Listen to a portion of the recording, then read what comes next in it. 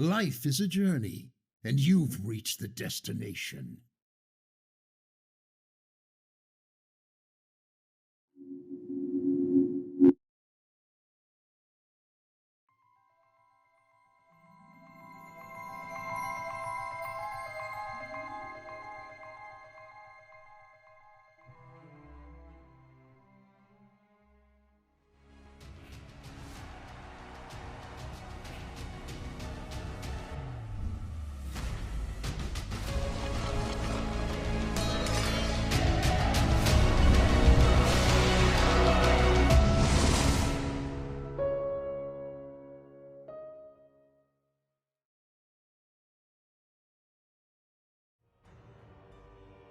Hello and welcome. You're twice. I'm doubled. There we are. Yep, there he goes. What's up, chat? How's everybody doing? Welcome to the Fight for Lysander Trials number 2 finals. I'm your host, Sewlie, and I'm here with CK. How you doing, man? The weather, but hopefully these games will keep us going, keep me going, get me hyped, because yesterday's games were insane. Yeah. If we get any type of games like that, I mean, we're in for a real treat today. Yeah, we definitely have some good games upcoming. We've got Fake Muse going up against Haftus first. Then we've got D-Boom going against Vargati. And, you know, the rest are to be determined as these are live matches and they are getting ready to queue. So let's head on over here, talk about these prizes real quick. Great prizes coming from GU. They're so supportive with the prizing. You gotta shout them out. You gotta love it. Yeah, they've come in and supported you, you know, almost from the start, right? We were like 2-3 tournaments in. Could have started a little earlier, but I mean, considering we don't that nobody knew who you were, yeah. how serious you were. Exactly. You know, they did not know. They had no idea what was coming, and I think they do now. I definitely think they do now. So these are the dynamic NFT rewards you're gonna get for that main event coming up after the next tournament, or after the next two. Make sure you get into that AQUA.xyz Discord. They are the marketplace sponsor for this entire event. So big shout out to them. And on top of that, we just yesterday completed the 50 white fur guards, so you won't be able to earn one today. But don't worry, because starting next week, 50 safeguard incantations will be going out to the chat, starting with that first stream on Tuesday for the Lysander's Trials number 3. So if you were one of those lucky 50, you know, you're happy you were here. You're happy you got your profile linked up.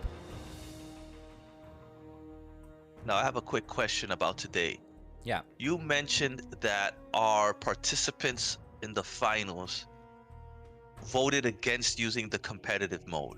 Yes. Right? So, you know, in the interest of being Web3, I put it up to a vote, and they voted to not use it. Awesome. You said it was voted 3-1. Who voted that they would have liked to go into competitive mode? D-Boom. D-Boom. Okay. Yeah, D-Boom. And D-Boom was actually pretty surprised they got here today. I'm not. You know, they've been making good runs, and we'll see them up next. But here we have Fake Muse versus Haftus. It's about to go down. Chat, let us know who you think's gonna take it. CK, you know what I'm gonna ask you. It's Muse. Oh, I'm so upset that that first casting of Muse where he actually was, you know, narrating his game was cut off. Like it was such a steamroll. Didn't really get to like pick his brain there. Yeah. So with Fake Muse, you know, you've got to be ready for anything. Oh yeah. You've got to really be ready for anything. Well, I made that social post with him, and I used the Shadow of Lethanon as the image, and he commented and said, you know, he might just have to bring that cat out here. So, you know, you could maybe expect he's throwing a little advantageous comment there for Haftus, because they could then expect the aggro deception, or maybe he's trying to get into his head and say, you know what, it's not coming out, but you think it is. Yeah, exactly. But we've seen aggro deception work here in this format, and we haven't seen like the weakest thing to it is nature with Selena's mark, because we're not seeing a lot of magic played in this format. Right, and honestly, I'm a bit surprised. I thought Magic would have more of a showing, but we've seen Death more than Magic, and that is usually never the case in these tournaments. Unfortunately, I just feel like Magic isn't in a great place right now compared to everybody else. It loses to a lot of these decks. So, you know, I think people have realized it and they've gone away from it, even on the weekend. Yeah. Magic, you know, it has no heals. The only thing it can do is safeguard, which is why. Yeah, I mean, yeah, you know, we're giving out the safeguard, you know. You know, very similar to, like I said, Hearthstone's Ice Block, where like it's just there to buy you a turn. Right. Right. But with these aggro decks, it's kind of hard to slow him down and try to stay alive. All right, so I see these two are queuing up for their match. We're gonna be able to get into game number 1, folks. Finals of Lysander's Trials number 2. It's gonna be Fake Muse versus Halfdis. And it's loading. There we go. Here we go.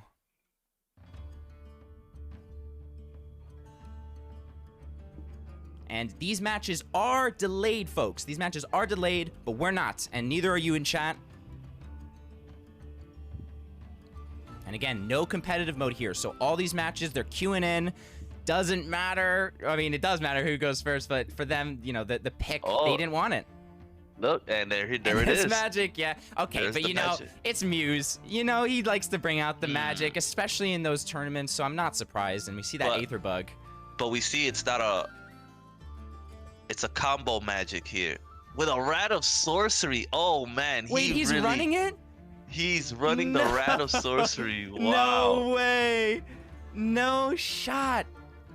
And we see Halfdis is going first this first game. I said I was going to keep track of this. Oh, nice. You're going to write it down? Yeah, to see how this no Fantastic. competitive mode ends up. Yeah. So, Interesting. This is what I said about Fake Muse. You've got to be careful with what he's running. Right. He's running magic. You think he's gonna run a regular magic, and look at what he's running here. So what do you think? What's the thought behind including the rat? It's just extra spell power. It looks like he's going for a form of Unity play, maybe, or like a Dralamar here, and he just wants a little bit more spell power. But you know. All right, chat, let me know. I know last Yes. finals was a bit laggy, but I've upgraded my GPU and everything should be running nice and smooth. CK, it's good for you because it's good for me. Yeah, Wispy with the good thoughts here. It probably is using it for Lost in the Depths and also trying to, you know, bling on all of us out here. Show us, you know, hey, I got rats too. Yeah. That's always nice if you could throw out that the meme. It's a bit of a meme card, you know. The rats, they're so expensive and not at all that useful. Oh, and there's the school teacher. School teacher, yeah. Yeah. So Muse is going for that big damage turn, and there's the other school teacher.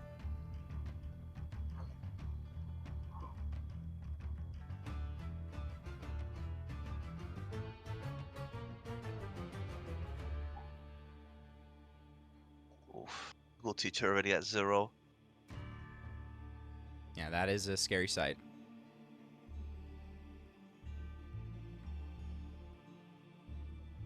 There's the obelisk.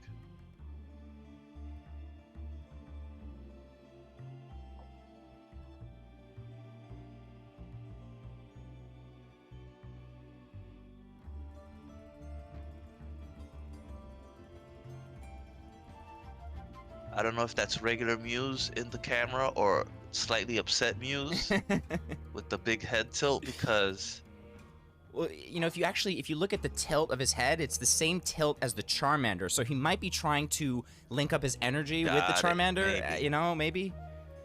But he's realizing, hey, I'm low on health already, and he's got heals on board as well. And he doesn't quite have like what he wants here. Yeah. Can I just say too, I love having the double camera situation. Seeing Halfdis, seeing Muse, you know, we're gonna be able to see the emotions. I think that goes such a long way. Yeah.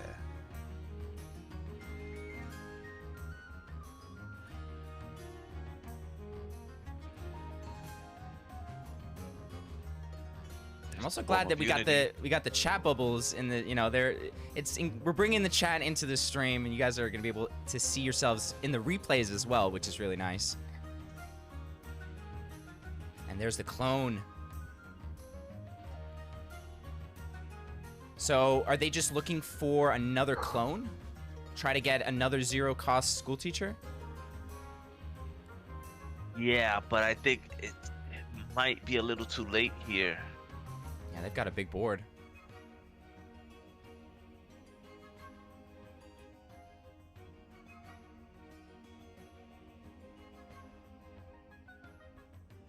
5, 7, 8, 9. Is he dead to corpse explosion? They're all... Everything but the obelisk is a nether. Oh, right, because it's a structure.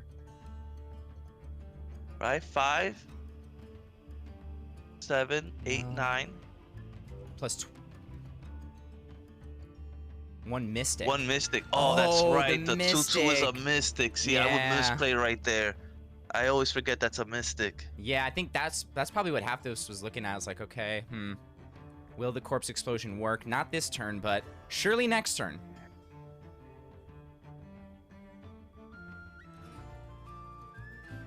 Yeah, you always got to check. It looks like another. Oh, he gets the other clone.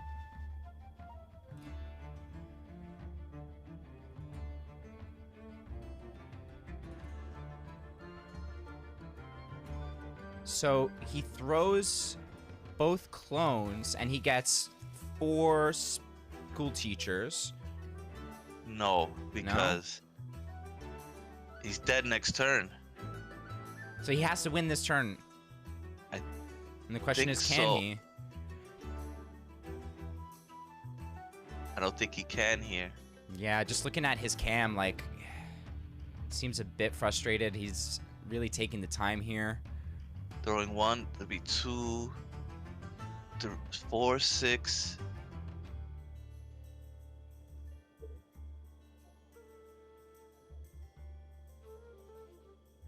He did do both. Yeah.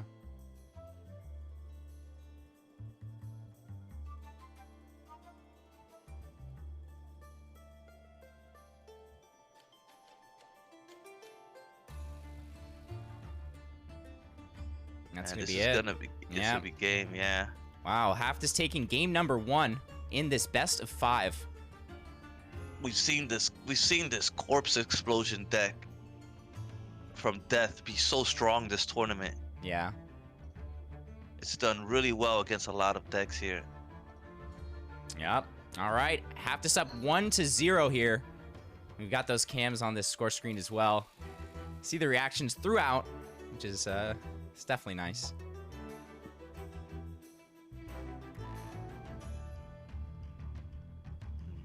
Again, tough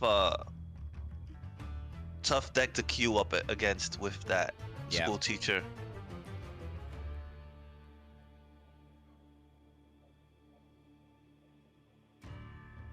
All right, so they are just making some deck changes, and we'll be getting into game number 2 in just a second.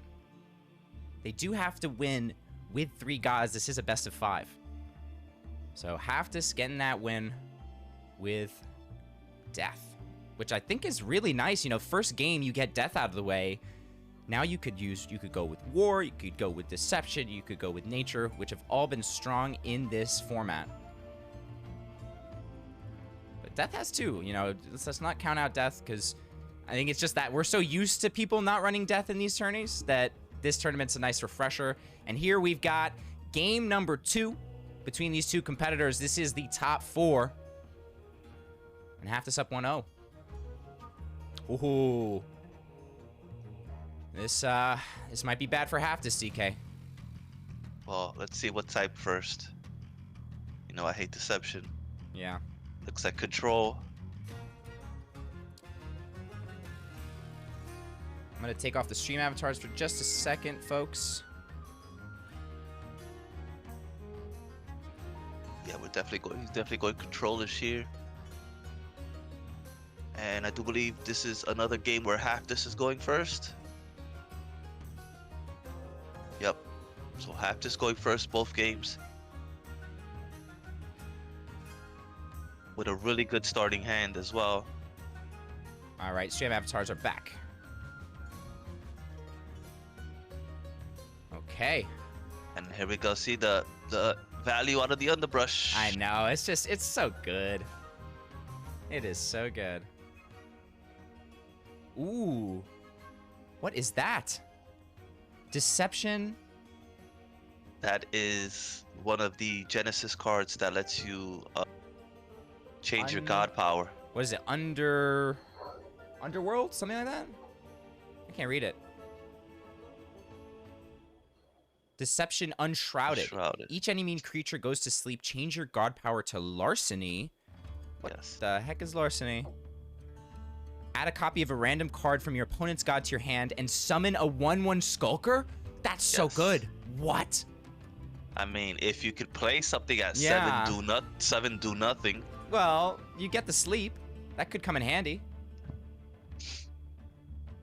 You know, you don't have Demogorgons. It's kind of an option for that, you know? No That's demos. If you're trying to go really, really long in the game, if you're trying to, like, you know, constantly generate cards after you're out of cards in your hand, then it works great. Well, isn't that what Muse is doing here? Look at this hand. Absolutely, but in this format, we've seen it's kind of been difficult to get to that point. Oh, for sure. You know, even the control nature with all its heal, it's been having trouble. Like, he's at 15. He's at 15 health already. Yeah. He's on turn 4, so not near the Rapture Dance. I mean, he could slow him down definitely, but this is getting a little out of hand in Haftus's favor. Right.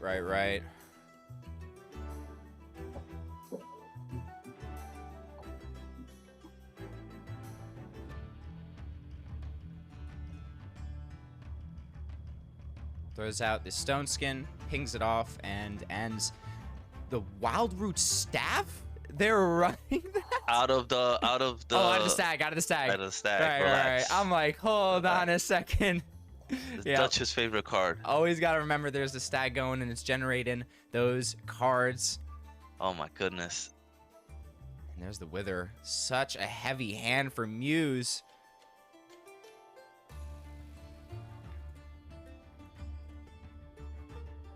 So yes, these recordings are live and delayed, or not recordings.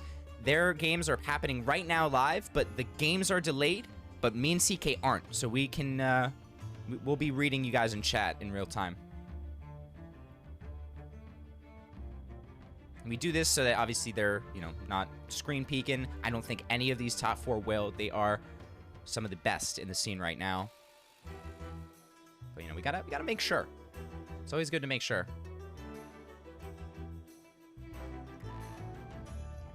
And yeah, chat, if you type anything, it'll actually pop up on the screen. So for the YouTube video, for the Twitch video, the save VODs, you want to type and let your player know, you know, Haftus, Muse, whoever you want to win, you can say it in the chat. Show them your support, because I'm sure both of these competitors will be watching this back. And look at this, the value. Muse, oh, look at Muse. This is tough. Yeah.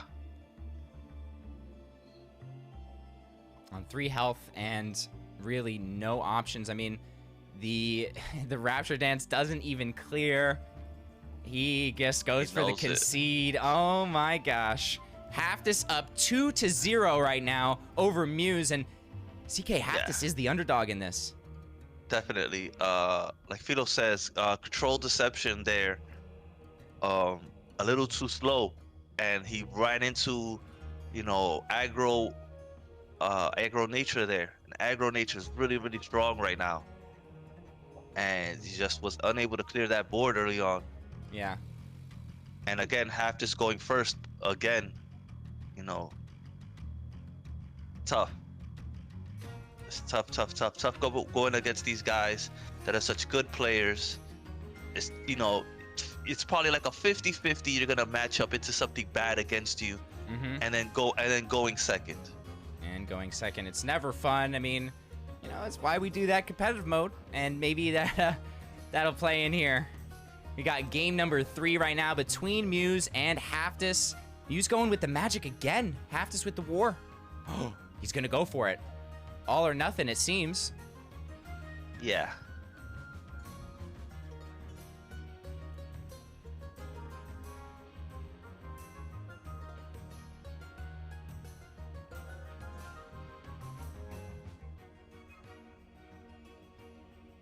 Yeah, Muse going first here.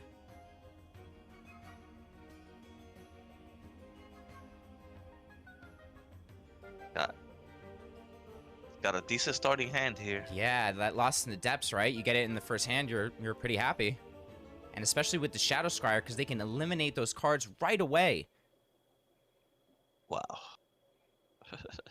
Nice turn 1 from Muse.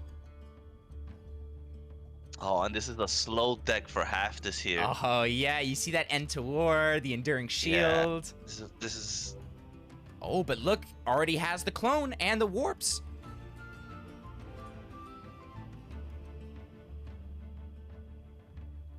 Yeah, I think it's too slow. I think Halftis should, if they had picked the aggro war, maybe that would have put a little more. But I think, yeah, this gives Muse a little more space to get what they need.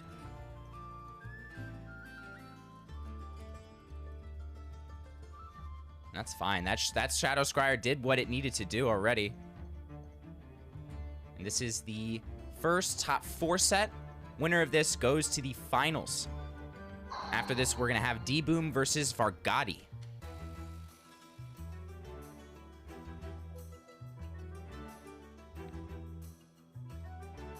He'll have 4 school teachers next turn.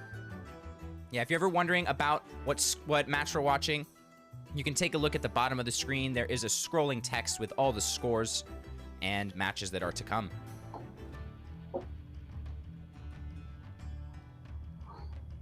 And yes, we will be watching the finals after the 3rd place match, which is after D-Boom and Vargati. And look at this, all the school teachers. Oh my gosh.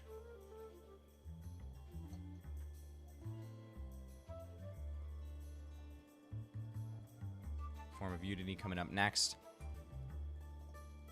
Yeah, this is this is looking pretty good for Muse. They don't care about this damage coming in because they're what, like 1-2 turns away from winning? I don't play this very often. I don't play this at all, actually, so it's kind of hard to tell. Yeah, I'm sure we'll see in the chat. And he's throwing these out. You got to think that he's got the lethal here. He's got the Form of Unity in the hand as well. Yeah, yep. There it is. Muse, let's go. Gets his first win in this set. I'm going to push it to a game 4. Wow, didn't even need it. Unbelievable, the power in that deck. Yeah, it's crazy. Unbelievable. Didn't clear a single minion. Does 28 damage. Wow. Wowie wowie.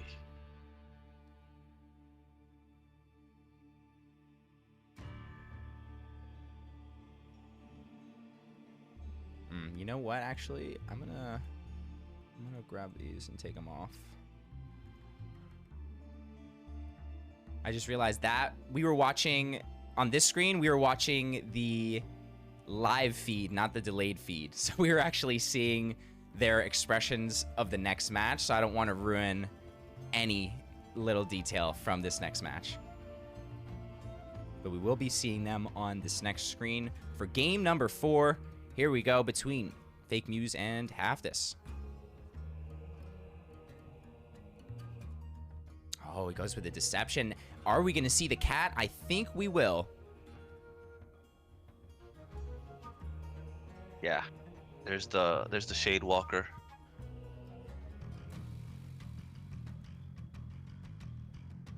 Not a good starting hand though. This not a good hand for Muse. Muse going second here. Yeah. I mean, Fuse going first here. I'm sorry. So that was first. 2-2. They each went first once each? Yeah. Or twice each. Nice. Twice each. Yeah. Twice each. Hey, GU is over there. They're like, okay, he's not using the competitive mode. We have to make sure it's fair. Sucks for Muse though. 2 turns not being able to play anything. All right. Well, Halftis has left. they're gone.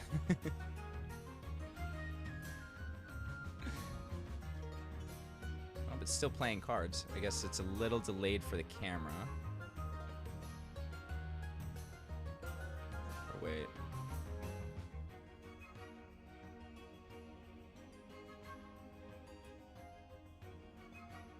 Oof, big play here. 11 damage. And it's going to remain hidden. Oh, you know what? There we go. Naked Carnage here. I think you have to.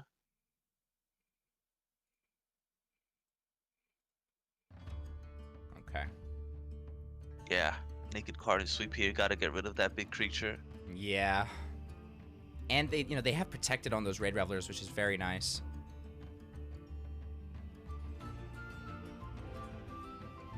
I'm just noticing now, I had a screen filter to take off Sam Bam's green screen, so Muse's shirt is getting the green screen effect right now. I just took it off on the delay.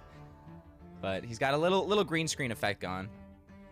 And a decent board, but Haftis has some options here.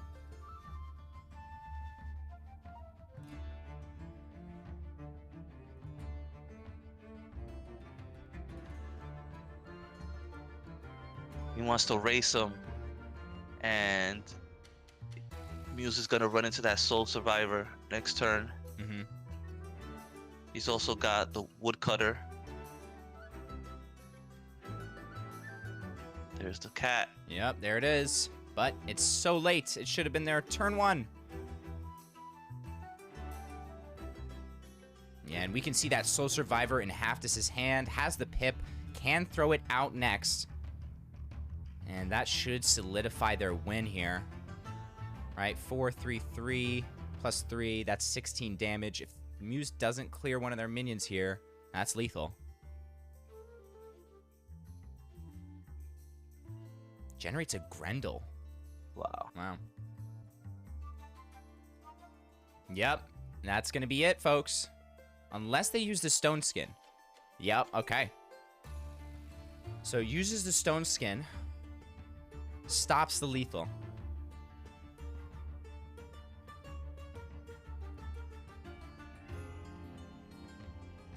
Can he hold on one more turn?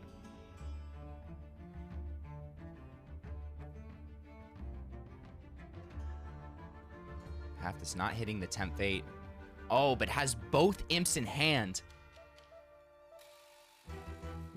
Is it enough? No, he's just got a Soul Survivor here. Yeah, and it kills everything, including their own creatures. But now And Muse is on 6, and look at the reaction from Muse, the shaking of the Yeah. head. It's it is He tough. put a lot of resources there, and now he's dead to double Woodcutter imp next turn. That is true.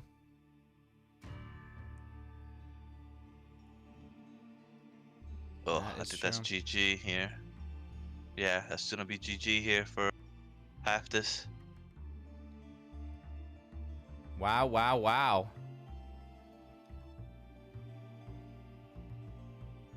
The GG's coming out. Haftis taking game number 3 and the set. Pushing it to finals and sending Muse to a potential 3rd place. Wow. Yeah, good job, Haftis taking out arguably the #1 player. Wow, wow, wow. That's pretty crazy.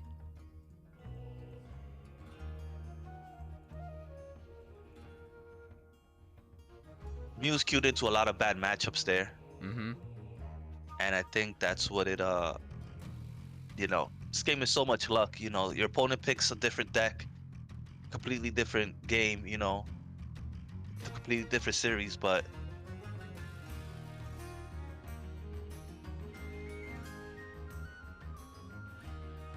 great showing once again from you, Fake Yeah. Muse. Congratulations again. For real. You show every single time that it's not really all about the cards, it's about Yeah. the player and what they're capable of. Yeah, definitely, and we're going to be able to see Muse again for the 3rd place match. But up next, we've got D-Boom going against Vargati. And we'll be right back while I set up that scene. See you in just a couple minutes.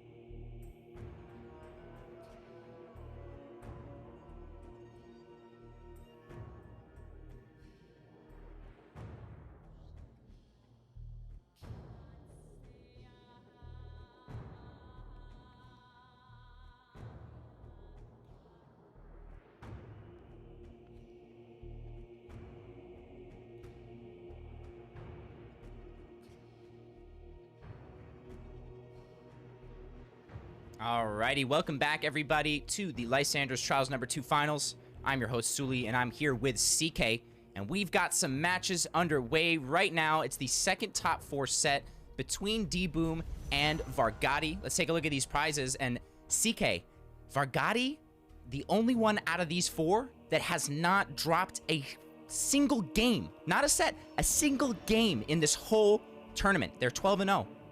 That's real impressive considering the field. Extremely impressive. Let's see if he could keep that going. Yep, and these safeguards... Oh, sorry, go ahead. Sorry, don't think it's likely, you know, too many tough players ahead of him, but, you know, great run so far. Yep, and that safeguard going out next week, so tune in next Tuesday. Starting then, we'll be giving out some more cards to you all. But now, we've got another match on our hands. Let me change this up. We've got D-Boom on the bottom, and we've got Vargati on the top. Let me know in the chat who you think's gonna take it. I'll make you guys a little bigger. And thank you, Fake Muse, for being in the chat, explaining your thinking, explaining what you felt went on during the match. Yeah. You know, you're having the discussion we had about yesterday about Umber Arrow, about whether or not to use it in aggro deception, and like, you know, we've seen tournaments end, you know, tournament series end on a creature getting Umber Arrowed and then buffed. So it's just like, you know. And, you know, it's not every game that you get the top competitor playing on the stream and then coming into the chat and letting you know what just happened, what could have gone better, you know, things that they were thinking. It's a blessing, really. So thank you so much for being here and for sharing this content. We'll be able to get into this next match in just a minute. Waiting for them to queue up.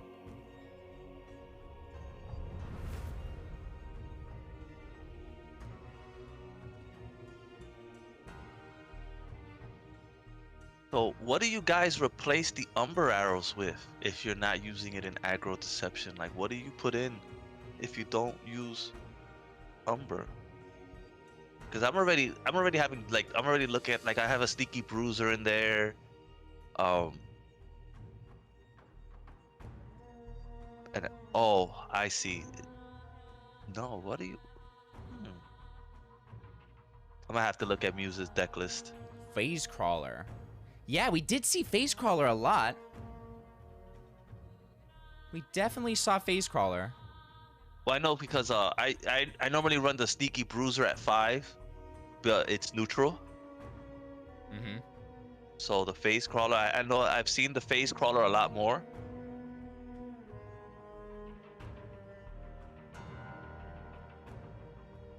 Yeah, so the game is just starting up in the background. It is delayed, so we're just waiting for that game to catch up to us, which is going to be in literally just a second. So this is D-Boom and Vargati.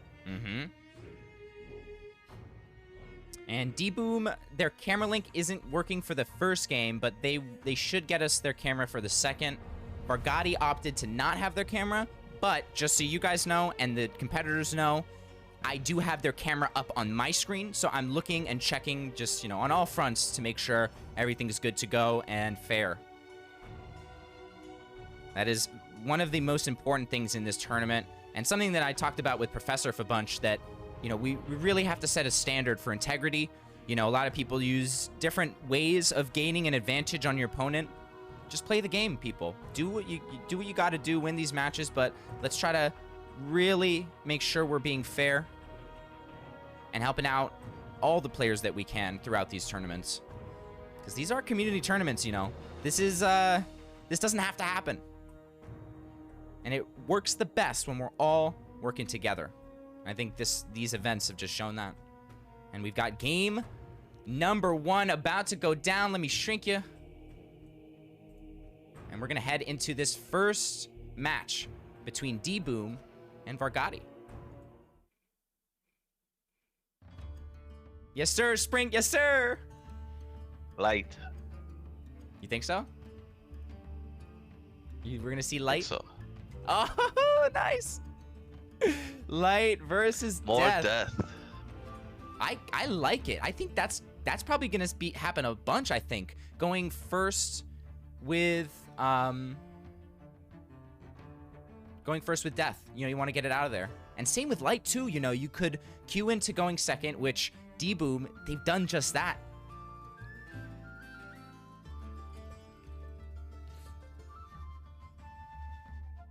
So Vargati going first.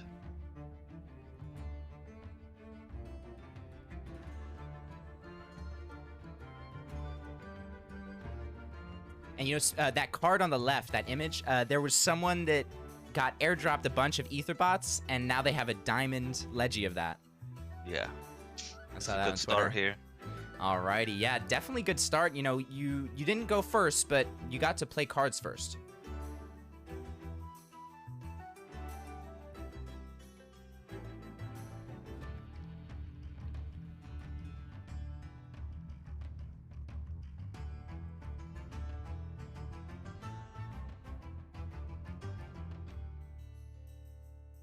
Yeah, very nice. Good start.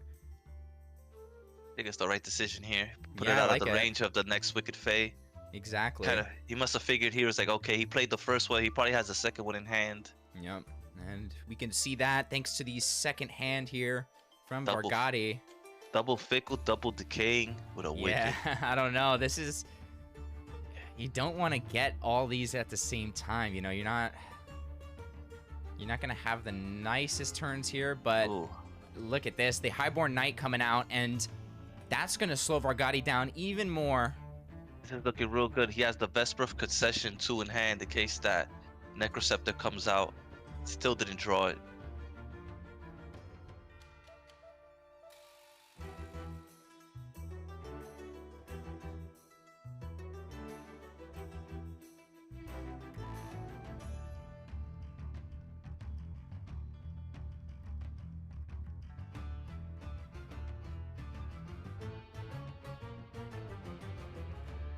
Oh. Oh, gets the order here.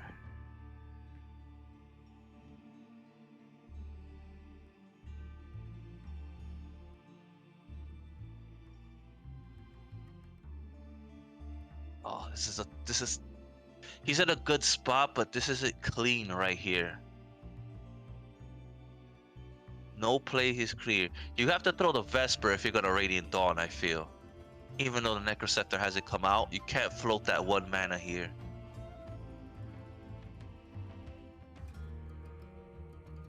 You don't want to give order to the Fickle because it'll get out of hand and you might not get order again. Right. Oh, All right. I don't like the Radiant Dawn with the 1 mana out. Nice. We've got D-Boom's camera for the next match midway. Let's go.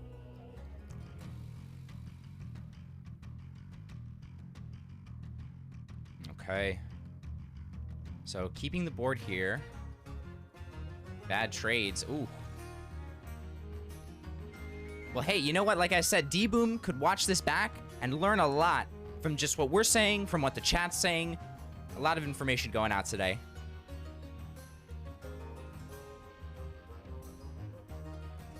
Yeah. That Vesper is going to really come into play if the Necroceptor comes out, but Vargati, as we can see, has no Necroceptor, no Obelisk, which, CK, I don't think I've ever played against a death deck that hasn't thrown at least one of those out in the start. I mean, you know, one out of every like 100 games, they get a bad start. No, And they never. don't- It's and- never happened, CK. This is the first wow. time ever. No, this is the first time ever. I'm pretty sure. You're salty. I'm very sweet, and people can attest to that. You know, if you just stop playing nature, you know, maybe you'd have a little more fun. There's the Obelisk. But I think Yeah. this is way too late. Way too late indeed. D-Boom in a great spot. Yeah, that's like D-Boom's taking game 1. Yep. And this is Vargati's first loss, correct? This is Vargati's first loss in the whole tournament. Chat, they literally did not lose a match getting here, and here's their first one. I mean, you run zombies and a thing, Sewlie, and I guarantee you'll have the Necroceptor and the Obelisk on the bottom of your hand. I mean, on the bottom of your deck. You know what I mean? 'Cause that's what always happens. Yeah. I think I played 7 matches with card draw, and I didn't get Palace Wand. That I had to go back and check to see if I was actually running the Palace Wand or had I accidentally removed it. Oh, and? It was there. It's just there's some games where like you just don't draw it. It's crazy. Or you're playing aggro light and you're looking and like you double check if I'm playing Asterius. Like I haven't drawn him in forever. Yeah. All right, well, we're going to have game number 2 in just a second, and D-Boom's camera should pop up in the middle of this match. We'll be able to see that beautiful face and see those amazing reactions that we love so much.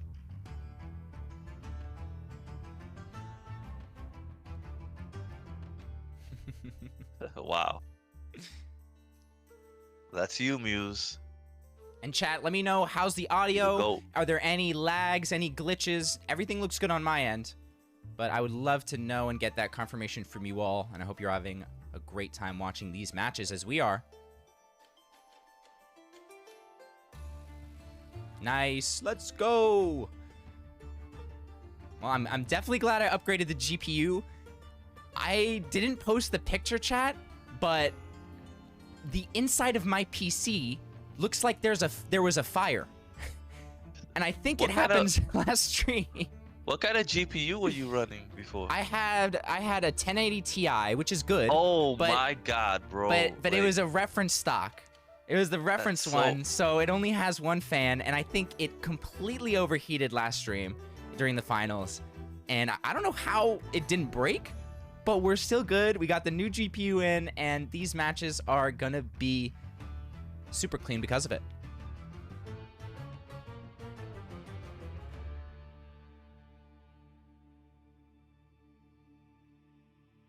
Right now, we've got a 3060 in, but I'm going to be upgrading it to a 3060 Ti for next one.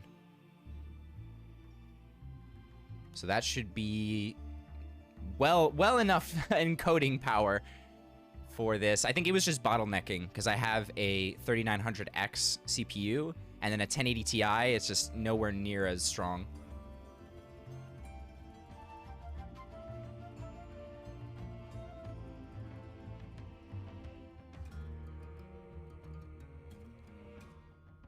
Ragada's got to be thinking, you know, got to get back on the ball here. You know, just took my first loss the whole tournament.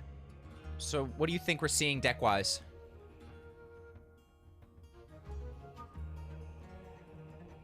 I think he's going to go with Nature. I think Nature has shown to be super consistent here. Alrighty, well, we're going to head into game number 2 between D-Boom and Vargati.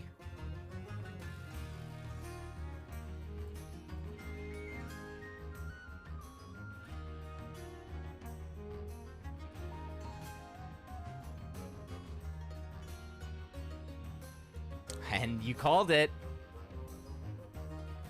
You see the Nature on D-Boom's side.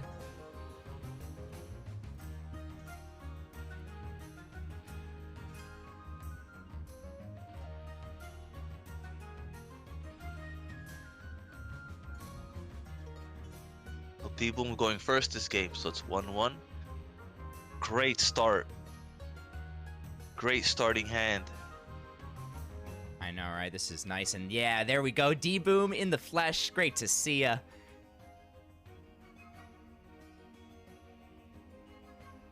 It's always nice to put a face to the name, you know? And I also want to give a huge shout out to everyone who was in the stream before this one.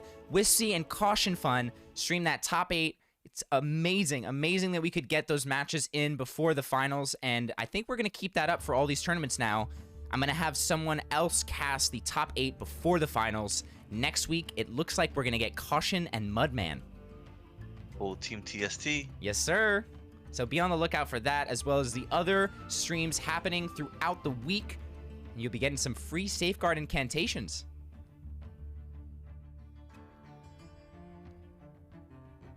Free knowledge, free packs.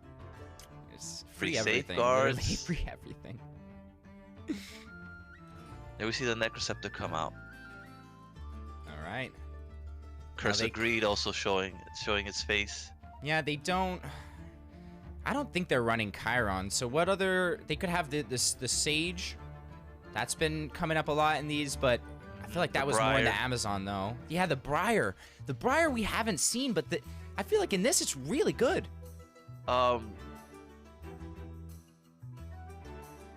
It's good in half the matchups. You know what I mean? Because like, if you're fighting war's only gonna have one durability, more than likely. If you're fighting death, same thing. Ooh. It's only gonna be about one durability. His hand, though.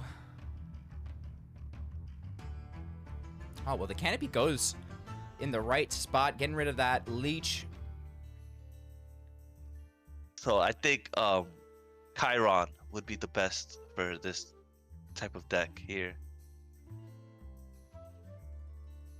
Yeah, I love Chiron. Yeah, this is bricking on D-Boom's side. Yeah. Who went first here? Vargati? No, D-Boom. D-Boom. You're keeping track of all of them? Yes. Nice, nice. It'll be interesting to look back at the end and like look at those stats as well. Definitely curious about that and how it plays into it.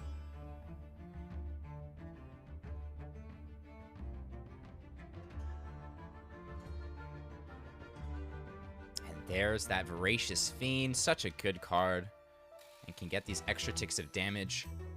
What's that? What's that on the left? The 2/2? Every time you... No, the name. I know what it does. I don't play death right now. Yeah. But it looks like I might be leaning towards it. Yeah. The way this has been. Look at this. Oh, that is just... That is tough. Throws the green giant, but this is going to get dealt with so easily. Look at that raid. He's highlighting it already. No hesitation. And D-Boom, look at the... Yeah, that's a GG, basically. Yeah, that is so tough for D-Boom. Not much to do. You got nothing for that Sunbloom. The Manticore's not really going to help. And the GG's from D-Boom wants to go on to the next one, as I would. You know, you want to get to that next one, especially when you get bricked like that. Man, Death right now, just really putting in that work in your format. Yep. And I think that's a cool thing, you know, doing certain formats to highlight certain gods and bring them out from behind a bit. You know, Death hasn't made the biggest showing in tournaments. Usually we're seeing a lot of war, a lot of deception, a lot of magic too. And it's in this one, it's kind of flipped, you know, less magic, more death. Not as much light though, as I would have expected. Could be because a lot of people don't have Highborn Knights.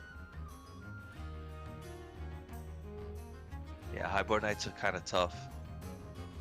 A little pricey. For that, you could get 2 Underbrush Boars and play Nature. Yeah. And for the that, boars are so good. For that, you could get 2 Underbrush Boars and Avatar of Nature. Yeah. Definitely. All right, well, we've got game number 3 in this best of 5 between D-Boom and Vargati. We're going to head into this right now.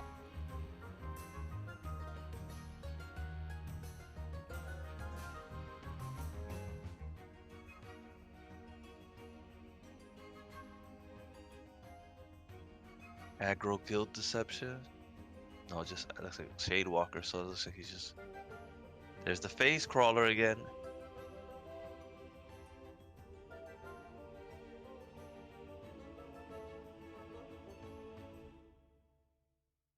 Ooh.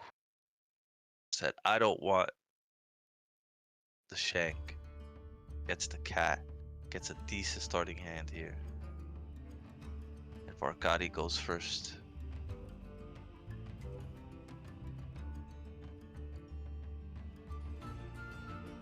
This is gonna be a crazy race here. Yeah. I think that's the right play there, to be able to remove a creature and keep your creature on the board. I like it. Yeah, and it goes into that 2/3 pretty nicely. But here's the Warmonger, and that creates problems. Now that's fine. You're gonna throw the other one out, and you're gonna be able to at least slow down this board.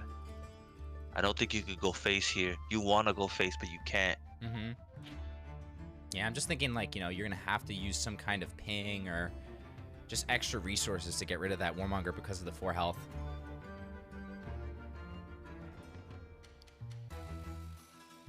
Okay. The Blood Guard coming out. Now that will help with going wide and is a bit of an awkward trade.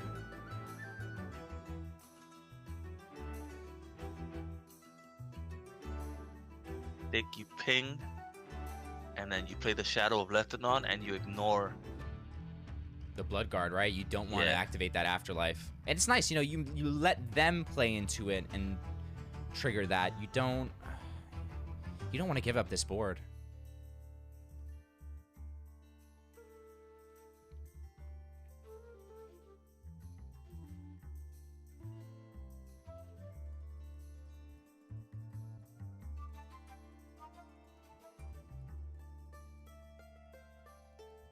So yeah, they're thinking about it. They're thinking about trading. I'm definitely throwing out that cat too. Yeah, the cat's coming out. The question is, he's thinking about the trade. No, it doesn't trade. I think like you it. ignore Yeah. it. Yeah, I think you ignore it.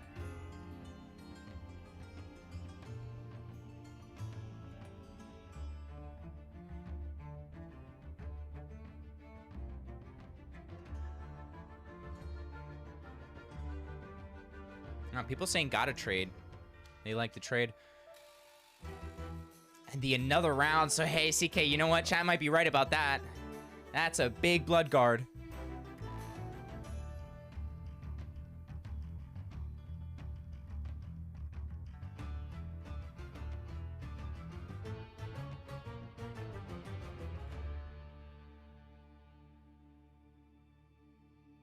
This is tough. So they Who have says you Archer. Trade there. Wow. They could, yeah, they could trade now and ping it off, but that 6 damage and they put the okay. I didn't see which. Did you see which card got buffed? I didn't. Oh, is the Trial Spirit. So that's a 3/3 now. Yeah. It gives 1 health. That's not bad. Great value here. Wow. A 1-mana 3/3 that gives health. All right, well, Bargatti with a big board. Only 1 card in hand, though. Grabs a heal away from D-Boom. I like it. Ooh, Lethargy Mage. Big. That's something. Yeah, that's a big board to throw it on. You can take out the Trial Spirit with the Armor Lurker and keep it alive. No. Oh, you no, it'll can't. die. Sorry, No, it'll die. It'll die. It Yeah, lost the yeah. armor. Sorry. I think you gotta do it though. You could Lethargy Mage and even throw the surprise delivery as well and not allow them to develop the board anymore.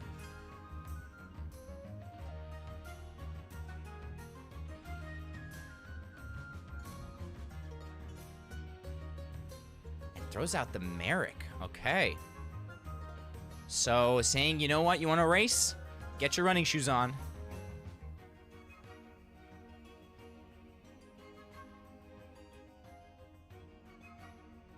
Walker's captain. Does it get the 50-50?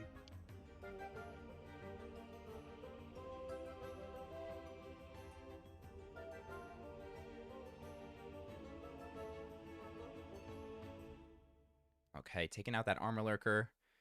Going face. Just dumping here. Yeah. So, ooh, Umber Arrow, but nothing to use it on. Oof. So there we see it come into play. Yep. We were talking about it the last 2 days. Muse says don't run it, and here he is, stuck with an Umber Arrow that doesn't work. Yeah. Unless he's gonna trade out into this, and then it'll work. But nothing on the board really of value to take there. I know, right? Like, you could throw it into the 0/1s, you could throw it into that, and... Oh, no! Oh. Oh, boy. no! Oh, no, no, no, no. No, chat. Oh boy. We've got our first misplay, our first glaring misplay of the stream. When you Umber Arrow something that just got summoned, you can't attack with it right away. Goodness. Oh no. That could really play into this.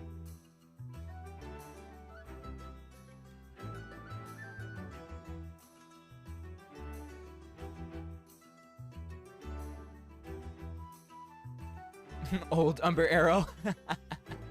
No, old Umber Arrow can stay as it was in the past. He attacked with the Merrick. Didn't it used to give God Blitz, right?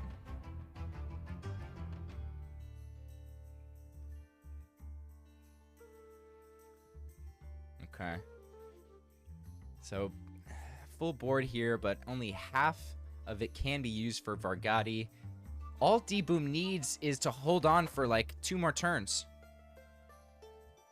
Same thing for Vargadi though, and he's got a rune in hand.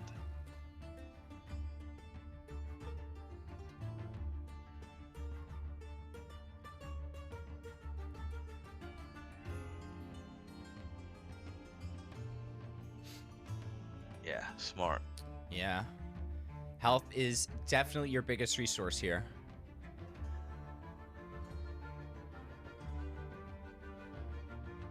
Oh, and D-Boom throwing out the GGs. Dude, that's it, yeah. Shadewalker don't help him here. No. He's gotta draw.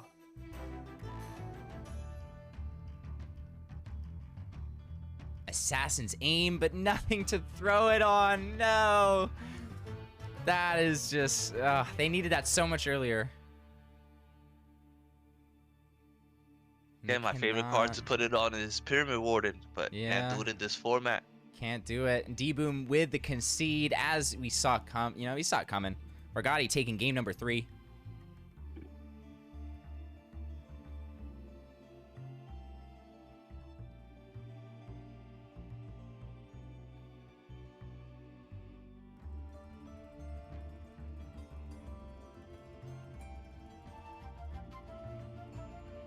Oh, Muse calling for another misplay, actually.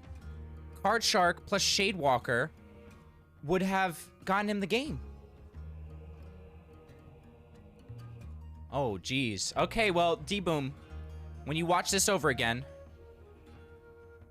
take that into account. He could have traded Cat plus Archer into the 3-2, barrels explode and give him lethal with the... with AA? With... AA? What's AA, CK? I'm confused a little bit as well. Assassin's Aim, yeah. Assassin's Aim. Oh, yeah. like, what are the 2 words? Okay. That was a you know, fake views coming in clutch there, showing us another out there that I totally didn't see. Mm-hmm. Yeah, on the shade. Wow. Oh, wow. Well, D-Boom definitely should come back in here and take a look at that for next time, but we've got game number 4 starting right now between D-Boom and Vargadi. That's just 200 IQ thought there by Muse. Ooh, we see the Grand Hall, and gotta think it's a bit slower. Are they gonna keep the Grand Hall?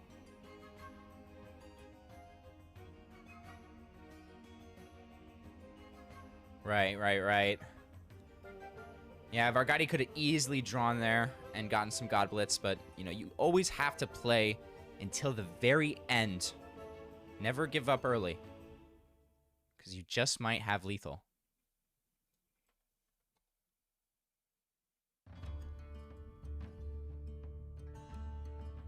All right, so if Vargadi takes this next game, that's going to be the set, and Vargadi will go to the finals.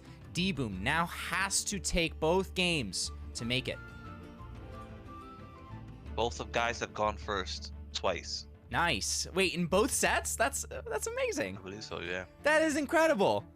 The gods are shining down upon us here, chat. They're listening. They want us to have a fair matchup.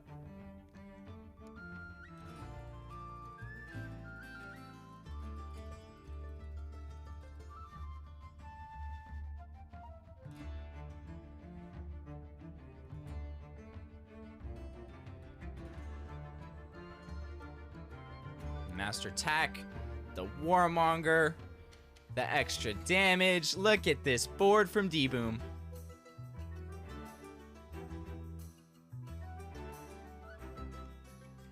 I guess turn 3, they've got 11 favor and a full, pretty much full board. And the Umber Arrow gonna be buffing, hopefully buffing that face crawler. And it does. Very nice.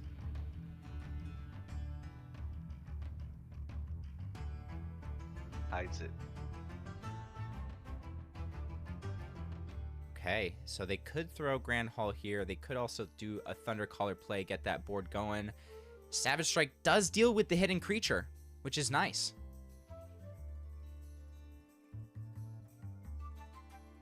Wow.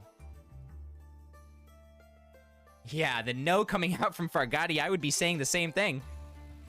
Yeah, Vargati's in trouble here. And the Blade Borrower. Putting stuff at 0. Right, but we've got that Thundercaller ready to go, as well as the Grand Hall. It's going to put him back up. And the Stone Skin coming out.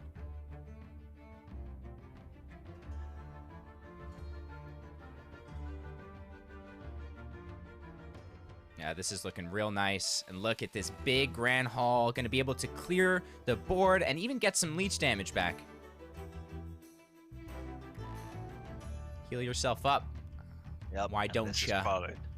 This looks like it's over here. Yeah, I mean, that Thundercaller is just going to get bigger and bigger. And that is, that's not going to help. That's not going to help one bit. It's looking like we're going to get a Game 5 here, folks. Even has the the wand in the Sanctum if they wanted extra damage, but I see a concede coming here in just a second.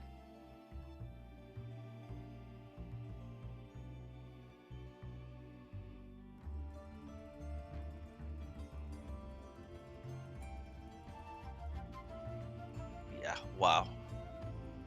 Put himself back in this now, gives him a shot to advance to the finals. Yeah, wow. Here we go. Is not Game for all over. the marbles. Yeah. Game number 5, folks. We love a set that goes all the way.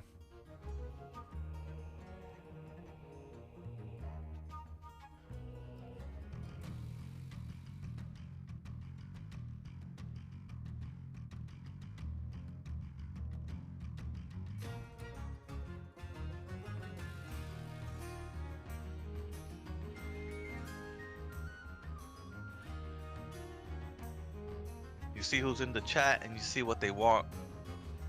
Yeah. When Dutch? Dutch, I tried. He's never coming back. He'll be back in the next bull run. Yeah, in the next bull run. That's it. Once you know, Gods goes mobiles and the cards like miracle situation, you know, card game goes mobile, player base jumps to 2 million players. Demogorgon gets $10,000. Dutch will reappear like, hey, what's going on? Hey, guys. All right, well, we've got game number 5 between D-Boom and Vargati. D-Boom has handed Vargati his first 2 losses in this tournament. Can they give them a third? Let's see. See what people go with for the money game here.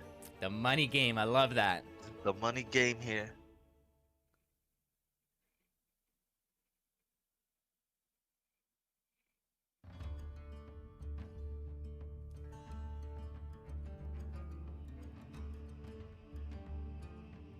Oh, the bear. Ooh. I remember when we thought that card was getting buffed. Did we? Yeah, there was a point they were gonna make it gets like another extra health at one point that they were testing it in the PTR. But it was already like too good. And we see a decent hand here. And I know there might be some competitors that are on the screen, and because of the delay, you're in the chat. Just, if you're here, please don't spoil anything. Please, please, please.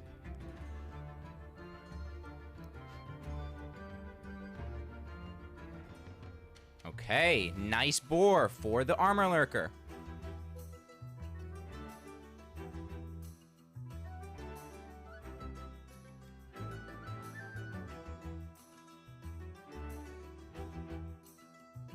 gonna do that, yeah, and slow him down. Very nice. Plays an unconfused bear.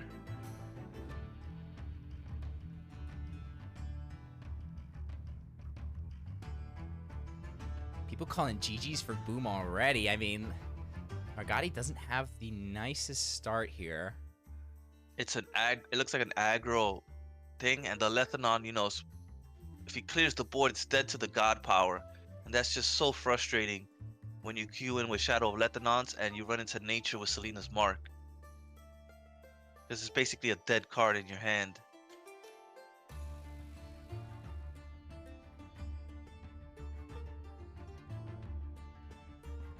Yeah, look at that. The Wildfire coming out and so much value from it. Yeah, and gets to the rune here, yeah. Yeah, and it looks like Vargadi's just throwing things out, but feels more desperation than an attack. No, it's the right play. Like, it's all he could do. Right, really. well, I'm saying, yeah, it's just like you do what you can. Gets lucky here. Yeah. But he's gonna go super wide.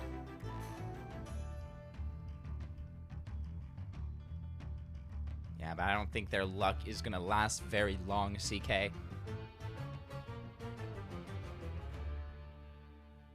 And the Phase Crawler, yeah, this is looking real tough. D-Boom can throw that Sunbloom next turn if they want to. And I think that's what they're going to do.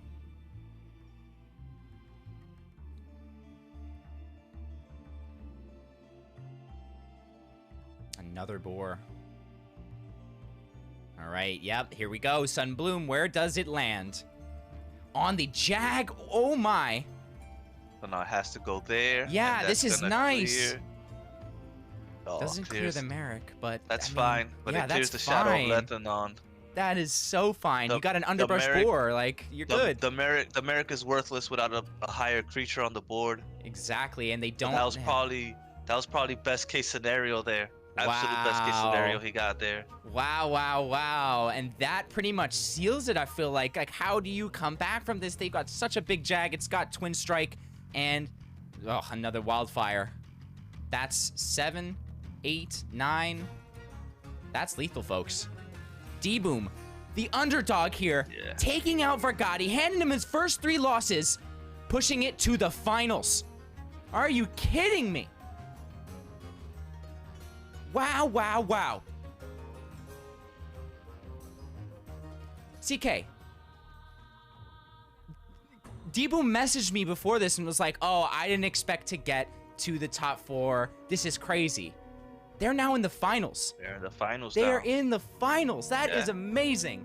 Wow. D-Boom going to be pushing it to the finals. Up next, we're going to be watching Vargadi going up against Fake Muse for 3rd place. And we'll be right back.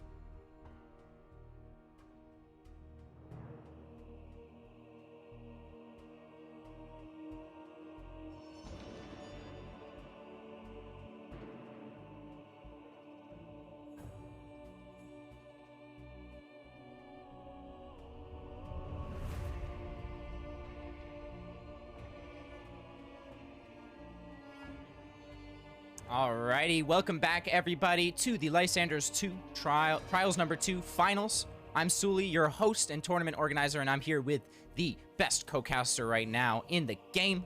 CK, how you doing, man? A little shock. Muse getting knocked out here. Yeah. It's it's always surprising to see him not be like in the finals at least. Yeah, But, both underdogs really making a showing here. But D-Boom, like I always said, entering a tournament, didn't expect much. Now in the finals. Now, already guaranteed himself a nice little earnings there. Yeah. Some shiny packs. Yep, there it is. They've like both of them have guaranteed. So Vargati is gonna be going for that 3rd place prize, and same with Muse. And then Haftus and D-Boom fighting for that top spot. Very nice. shoot, 2 shiny packs is more than most of the original Gods of Chain tournaments Yeah. had in prize pool total. Yeah. And now it's like that's just a sprinkle on top of everything else. Yeah, for sure. And make sure you're tuning in next week for those safeguard incantations. You can type !profile now. Make sure your profile's set up so that when you go into the streams on Tuesday, you don't gotta do anything. You're already ready to go.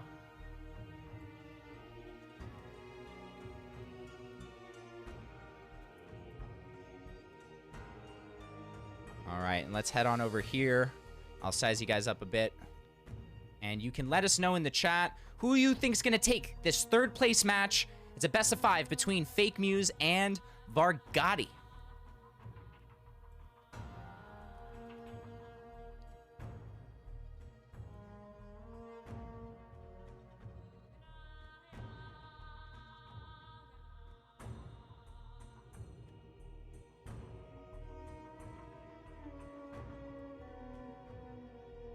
What are we seeing, CK?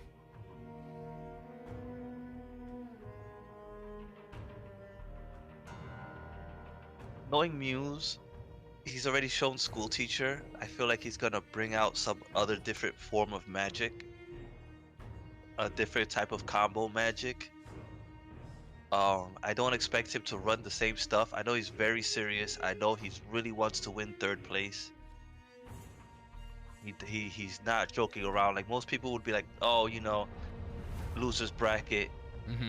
Like it is what it is. No, he's going out there with the intention of winning the game. Well, the funny thing is, though, he is one of the biggest Murder. haters of 3rd place matches. I know he is, but He does not like a 3rd place match, so that could work for him or against him here. he could try some really wild stuff here Yeah. to see if he could pull it off. Yeah, definitely, it's a nice little bump from 3rd, but knowing him, he definitely wants to show up for infinite mana on the stream.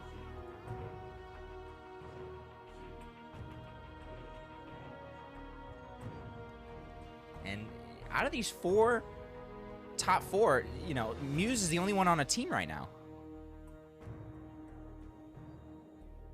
I think that's a great thing, showing people that there's still some really strong players out there that maybe don't have a team, and that there's there's gonna be more players coming to Gods of Chain, and you never know when we start pulling higher profile players from other games, and I just think that the future is really bright for Gods of Chain.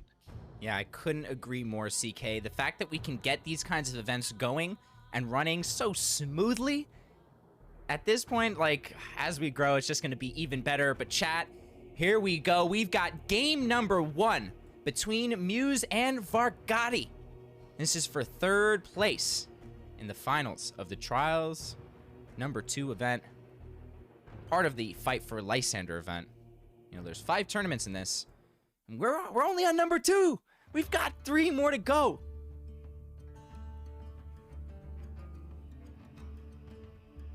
And the 4th tournament, Lysander's Trials number 4, registration will open tomorrow.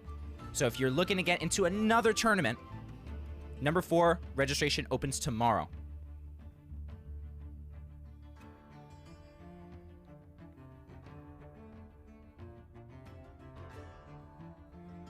Okay, Very we see control. nature. Yeah. Very control nature from Muse here. Yeah, and that's pretty nice. You know, at least they didn't do the aggro nature that against this deception. I feel like it falls. But here they're gonna have some clear, and starting with the underbrush boar. This is one of the cleanest interactions you can get with the underbrush boar.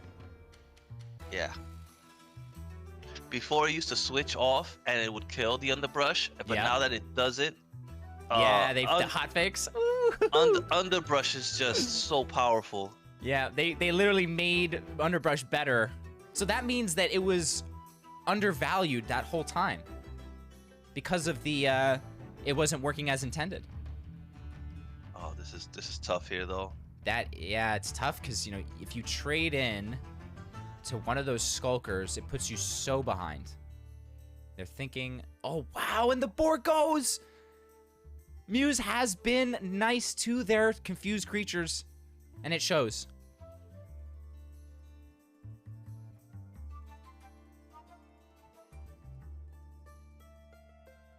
You gotta talk to your confused creatures. You gotta feed them treats.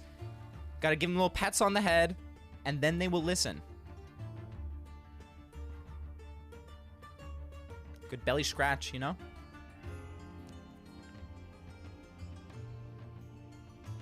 Photogenesis. Oh, wow. I don't know if we'll get to that, but if we do, I'm very excited to see what comes out of that. That was one of my favorite cards. Yeah. Early on. You don't see that in tournaments like ever, unless it gets generated, that is. You're not generally playing too much control nature. Yeah. But I think now with, you know, the Winter's Bounty, is it? Yeah. It's just like you could really go really longer with it, and what's the 2-mana one we saw he's running? You could throw that and then Winter's Bounty. Yeah, you could. That's nuts. It's basically generate 4 cards for 1 mana. Yeah, literally. 4 random nature cards and 20 heal. That's fine, right, CK? That's totally fine. Ooh, the Umber Arrow. Right when they needed it to take care of this Minotaur. That's pretty nice. Yeah. Look at me. It was just like, Yeah, it's like, oh, I was so close to not getting Umber Arrow, but and it again, comes out. And again, Oh. right back to it. The discussion of whether or not you run the Umber Arrow in this format. But look at this. Board locked by a bunch of barrels. Well, he could ping off a barrel and play Selena. How does he ping off a barrel? Oh, I'm sorry. I'm thinking he's Deception. Oh, okay. There we go. Gonna be able to kill off his own barrels next turn if he wants. Maybe he doesn't, though. Maybe he just holds on to that Vulcas because of these hidden creatures. You always want to grab Vulcas when you're playing against Deception, folks. I think he's in a good spot here, even with all that health loss. He has the Avatar of Nature. Yeah, I think he's fine, too. You know, Vargadi's hoping that he draws bad, but with that Avatar of Nature, at least has one instance of 4 health coming back. Ooh, this is nice. Pack Succession and gets the Phoenix. So against this, though, it's gonna get pinged off, but hey, you're forcing them to spend that 2 mana now. Vargadi's out of cards. And Muse has all the options in the world. Mm-hmm.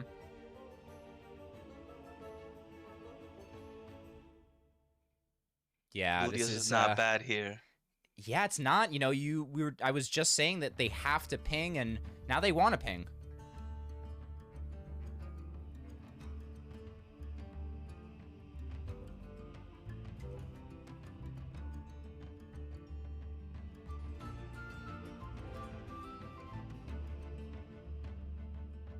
Yeah, can it be easy, clear? Selena coming out. I like seeing Selena in this. We saw it once before on the stream. Its randomness helps. Yeah, and also I think it's one of those cards that can go face with damage every single turn, which for nature, that's tough. Get that face damage in. Oh, and does this go where he needs to? No. Okay. So gonna get another, what's it called? Phoenix back. First Phoenix. So too much in hand for that photogenesis, and here's gonna throw some stuff out. I think we're gonna see it. Just by, if we don't see the concede. Yeah, we don't see the concede first. Nothing but spells in his hand.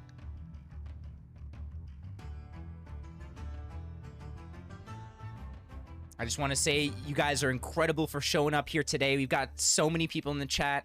You guys are awesome, and I'm so happy that you all love these tournaments so much. It's a treat to be able to cast these, as I know, and as CK can probably also attest to. Gets a Murdo's daughter, but no Amazons.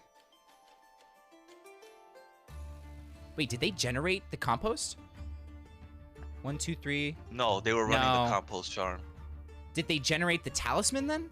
Right? They did. Yeah, they generated the talisman, which is one of the cards that's been showing up in this tournament. I think that's really cool. And you know, it makes me think about the end of the stream.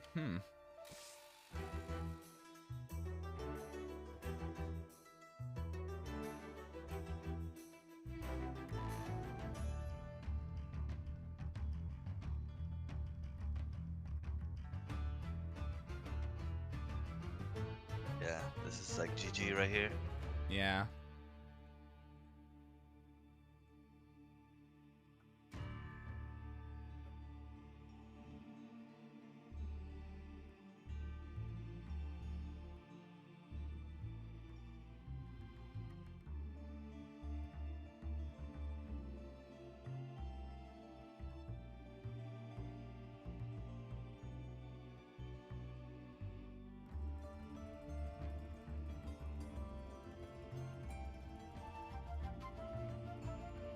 He's showing the cat. Knows Yeah. he's got this one in the. Oh, what a beautiful cat. Oh, nice. What a beautiful Oh, cat. thank you, Muse. That's amazing. The kitty for the win. Cat Taking was game like, give number me 1. some privacy. Very, very cute, and with, you know, you gotta win in fashion, and that's definitely one way to do it.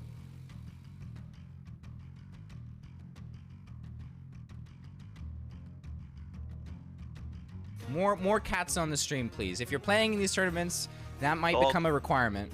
Dogs too, please. Yeah, dogs too. Puppies, even more.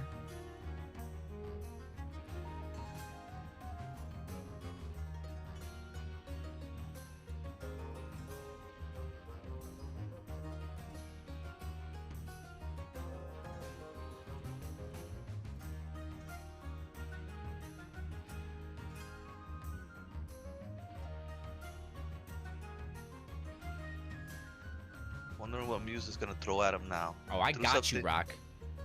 Got you. Usually when people ask me to show the kitties, they're always sleeping. You don't want to wake a sleeping kitty.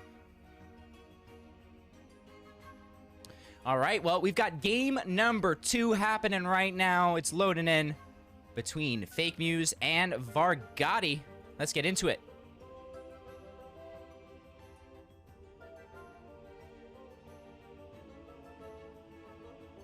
Light versus Ooh. Magic. Playing a control version here. And they've got the spear in the start, which is always nice. He was going out showing that this tournament has favored aggro decks, and he's gonna go against the grain and pull it off with that he's going off with 2 straight more controllers type decks here. And then we see the Venerable Paladin. Wow. Ooh. Yeah, that's nice, you know, giving your weaker creatures armor. This is one of my more favorite decks. Look at this though. Turn 1, Paliswan comes out, and then I'm guessing a turn to Lysander? Yeah, Lysander's Spear. It's the Battle of the Relics. Oh my. The Champion's Relics come out.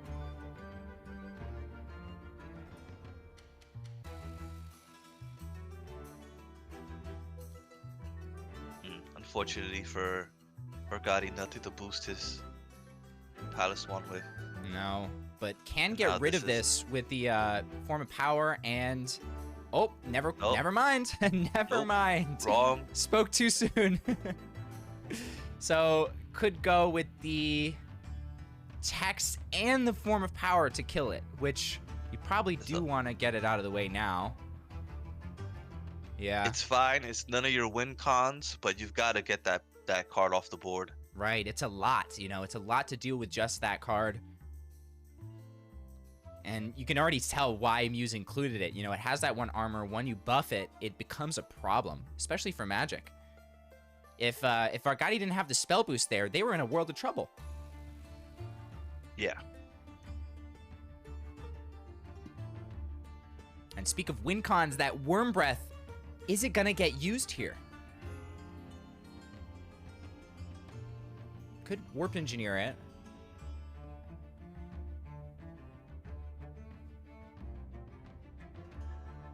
What are you thinking? Warp Engineer into Worm Breath to get rid of it? You do have the Pyrrhic. Or do they use the Unbound to get it into the Void already? Oh, it's just Maybe nothing here is clean. It's just difficult. He has to save the warp to lower the Unbound. The Unbound. That's what I was about to ask you. Like, they're not throwing it out because they want the Unbound to do it. Okay, so they are gonna lower the Unbound. And they're gonna use it, I guess. No, they don't. He puts it in range of the Unbound. Right, of the full board clear. Nice. You know, good taking their time there. But now, it's back out of range. And they're both gonna be out of range, CK. Actually, no. Never mind, I forgot about the spell boost. Okay. Spell boost. Right. Spell boost does give Vargati the option to get rid of both of these here. And I think that Muse knows that because he didn't use the buff. You know, they throw out the Warp Engineer. You know it's going to be going on that Unbound Flames if you're Muse. If the spell doesn't get played the same turn as the Warp Engineer, then you know he's lowered that Unbound. Yeah. And there's the unless he's not at 5 mana. Yeah. Worm Breath on the Olympian Guard. Wanted to get through the front line. Yeah. Maybe they're looking at the Sanctum for draw, maybe? I mean... Okay, Safeguard comes out. And the Scryer, ugh. Oh, well, that's another big body.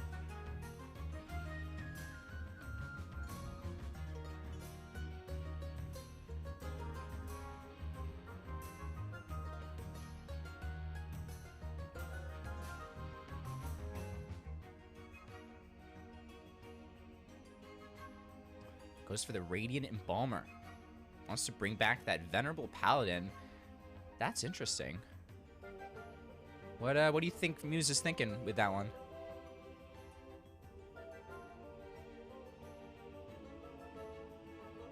Like another play it, buff it, make it hard to get rid of? I'm sorry, I was coughing and I muted myself. No, that's okay. I appreciate that. He wants to put it back on the board and buff it, and then that 1 armor puts it out of range of the Unbound because it'll have 4 health and 1 armor. Yeah, no more spell boost. I liked the Cadmos though, and then buffing the Cadmos earlier. Okay, here comes the Unbound. It's not gonna get rid of that Embalmer though. Too much health.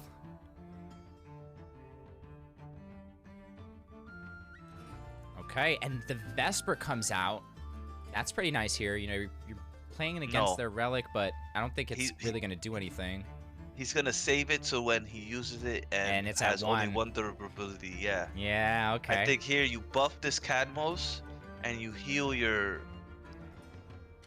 Yeah, you heal your Radiant Embalmer here. I think is the play.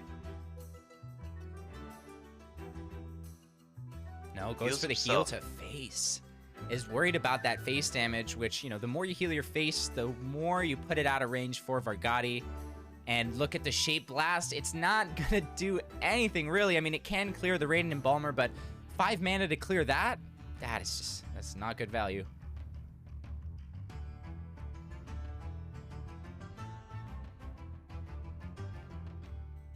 So I see the Yukos, too. I guess in this matchup, it's not really going to do much. Right? They're keeping that for the Anubian matchup, right? Anything aggro, aggro deception helps Oh, clear aggro out deception, Shadow, yeah. helps clear out Shadow of Lethodons, clears armor lurkers, Yep. clears switch duelist. Okay. A lot of uses for that Yukos. Ooh, and the Corrales, but doesn't have the mana to throw it out.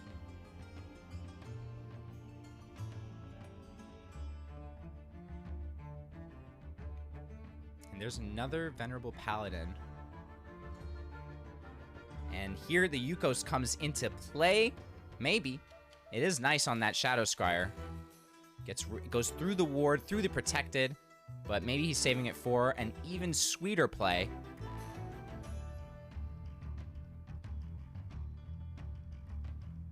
Now this is nice. If he does put this back in at the top of Vargadi's deck, they're just going to draw another Shadow Scryer, which feels bad. And they do it. And here comes the play you just talked about.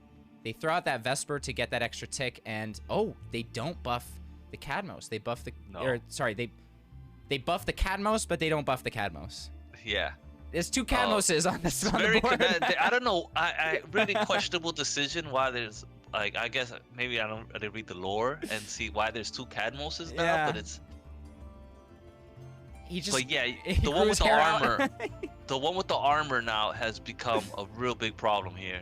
Yeah. You've got to do 9 damage to remove it. Ooh, see, if they had buffed it, it wouldn't have died there. But I guess that's okay. You've got this 6/8 with 1 armor. It's out of range of everything, right? There's nothing that Vargadi can throw. Oh, wow!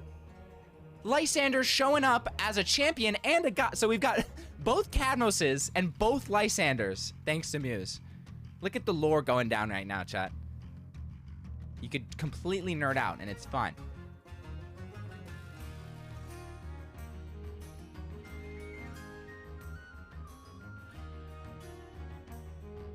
Using the driver's seat here. Yeah, there's not much he can that Vargadi can do here.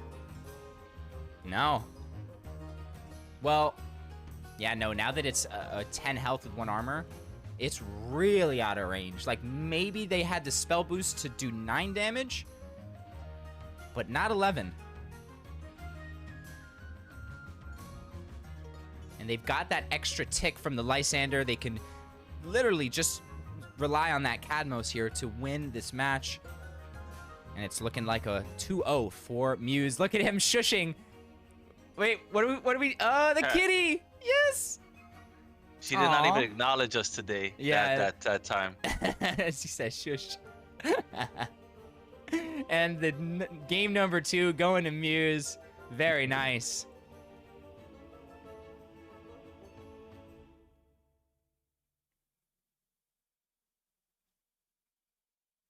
We always love a kitty.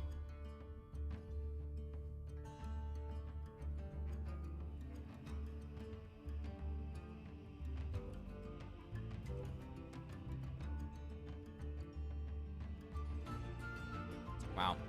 Well, Vargadi in a state of desperation here. They have to win 3 games in a row now, CK. That is against Fake Muse. Yeah, I was going to say correction. 3 games in a row against Fake Muse. Yeah, like, whew. Like. And now, you know, they... Oh, sorry, go ahead. It could be the start of an amazing story here. Mm-hmm. You gotta keep the faith here and just say, hey, you know. I mean, you know, Vargadi went 12-0.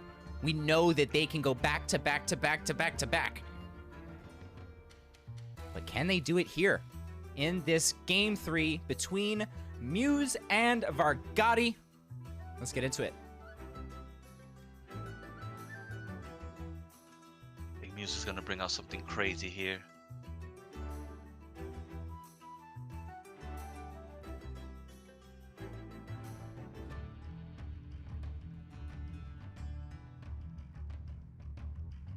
Ooh, War going up against Magic.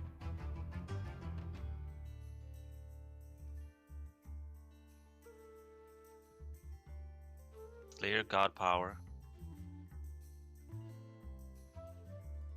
It's a good start against Magic. He's got a protected creature and a 2/4. He keeps everything.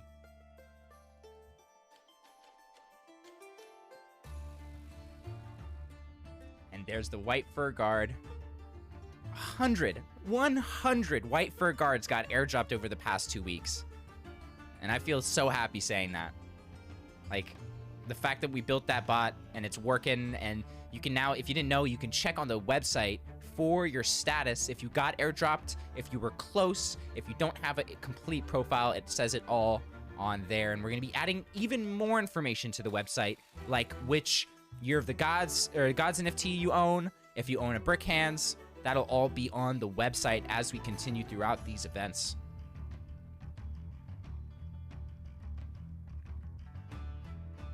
Okay, nice board for Vargati here, but Fake News has the Blitz. He's got his head in his hands now, though.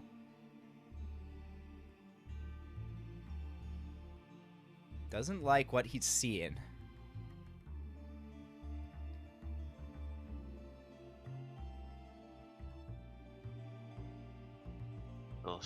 Oh wow, takes out the spell power here.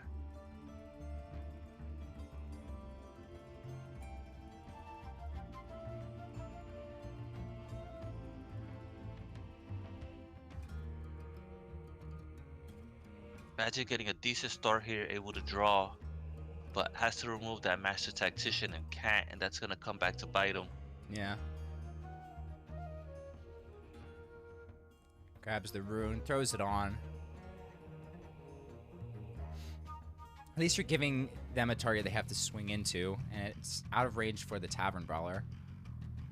No, but the Tavern Brawler was just remove the protected, and then the Master Tactician. Yeah, it's just not clean. Oh, but... Oh, they were one off. If they had been at 5, that would have been a really nice play.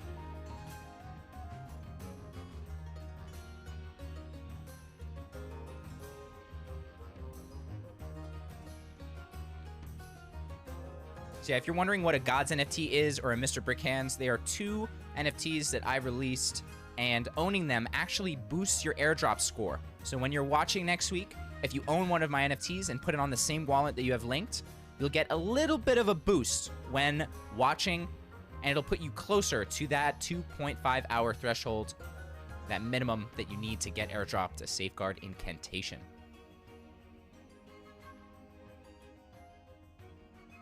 I did weight it a bit differently than the Gods airdrops, so it has less of an impact than those. Wanted to make it nice and fair. Rend.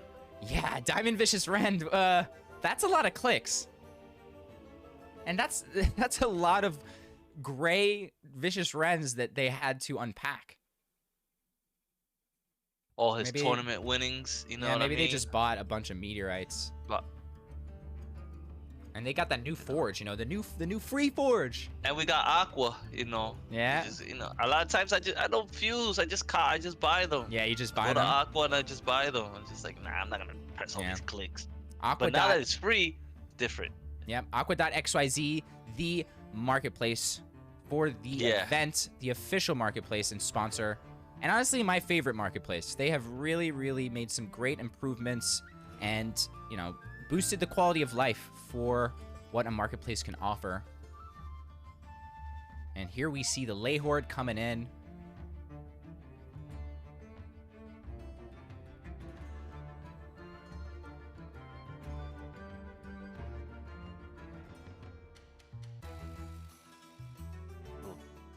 turn there for Muse.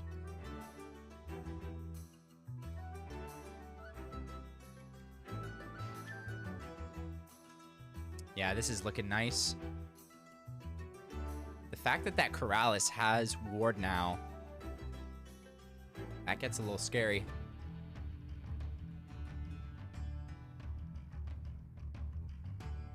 Yeah, I think this is GG's for Muse here. He's gonna show the cat, I think, before the concede. Oh. Every time. Ah, the thumbs down. He knows, he knows, he knows. Yeah, that was tough. That's amazing. Thank you so much for that, Muse. Vargati taking game number 3.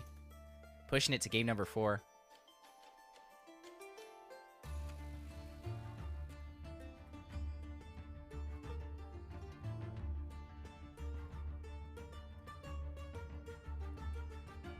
Start, you know, you didn't get swept. You got a little bit of momentum on your side. You know, you gotta think, yo, I could do this right now. Yeah. Do you think Fake Muse runs the same deck? Does he bring something else out? Well, what have we not seen from Fake Muse yet? We haven't seen him throw out. We haven't seen him throw out Death. I think we've seen everything else from Muse in this in these sets today. I think so, yeah. I think that's what we're gonna see here. We've got game number 4 between Vargati and Fake Muse. Let's get into it.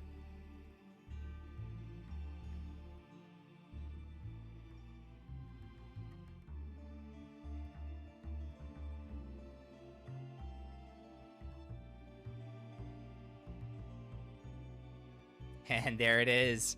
Wow. Death against War. Good call there. Yeah, I kind of knew it was coming. Oh. you bum. But I gotcha. All right, let's see it. Infestation. Ooh.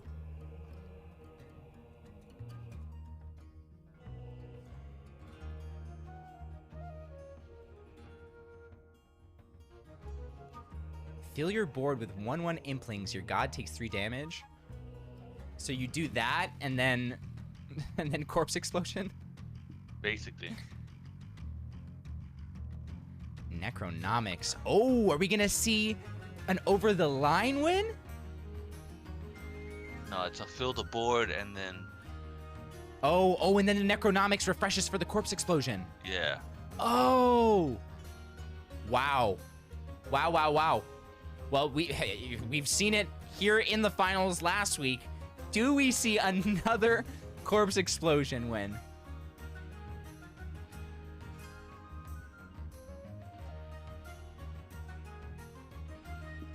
Okay, this is a big board, yeah. This is a big decision here. What do you get rid of? I think you get rid of the Sulfuric Rain. Yeah. Or no, Blight Bomb and then use the Sulfuric Rain, no? I don't want to give him... Yeah, there you go. Yeah, I guess so, yeah. Can even use the Untold Greed. There you go. And gets another Untold Greed.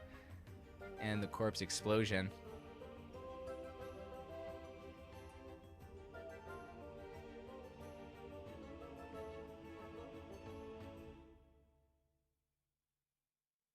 The combo is Infestation plus Skull Scepter plus Corpse Explosion. Very nice. All right, and there's the another Siren. Can sleep this board yet again. But maybe they don't. Maybe they just ping off that 3-1.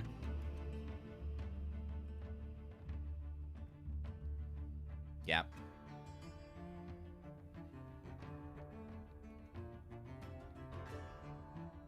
They're looking at that Volkas. Oh, but he can Red Fume here. Oh, you're right. But they don't. Instead, they're going to throw out the White Fur Guard with no protected. So that they can throw out this, what is it, Mountain Watcher? I think? Is that its name? Mountain Watcher? No. Yes? No. No. No. Well, Wrong at least stats. it is a card. At least I got a card. It's like a Lycaios something. It's Lycaios Adherent, maybe? No, that's the other Lycaios. I have no idea. I want to see what he destroys here. He destroys one of the corpse explosions. Okay. Yeah, because you only need one. I think he's gonna try to mill him here with the sulfuric rain, and he draws the canopic hoarder, which is huge. Yeah, that's nice. I think he mills him here. Yeah, he's gonna try to mill him and lower him down already. 1, 2, 3, 4, 5, 6, 7, 8.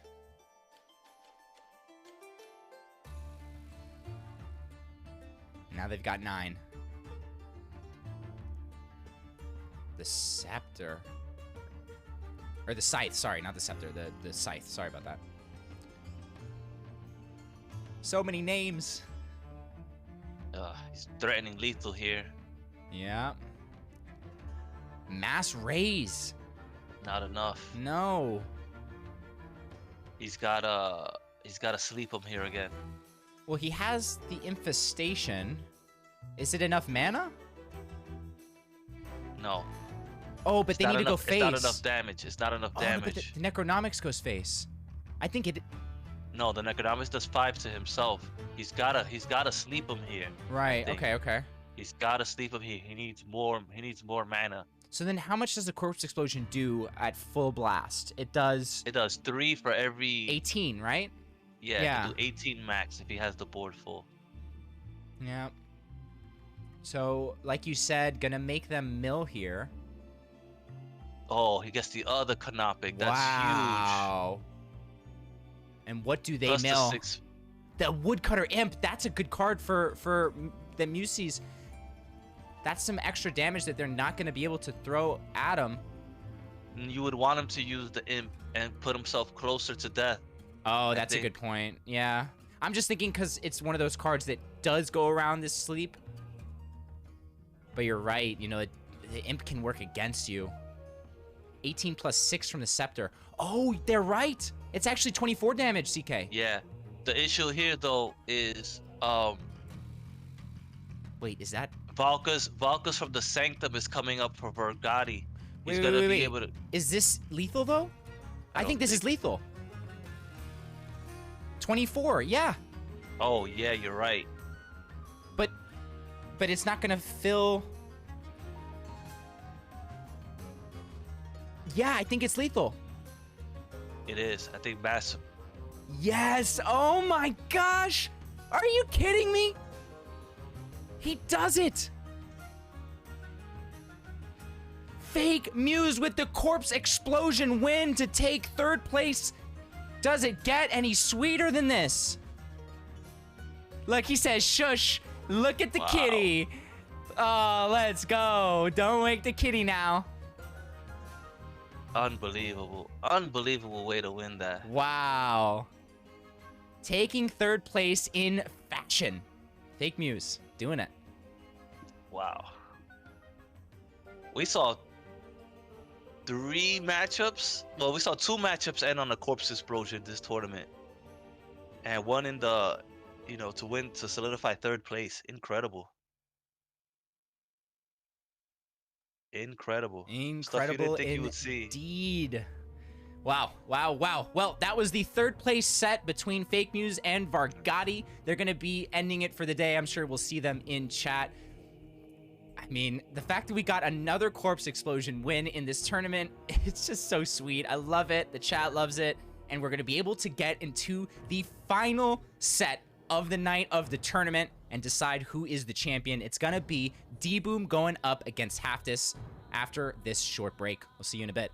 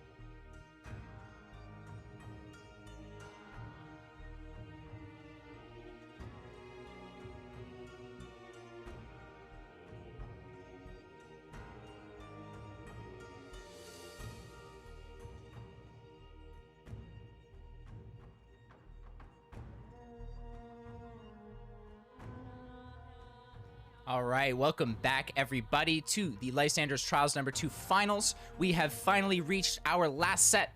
My name's Sewlie, and I'm here with CK, and we're going to get right into this one. Let's head on over to the predictions. And let me change those up. We've got D-Boom on the bottom going up against Haftus.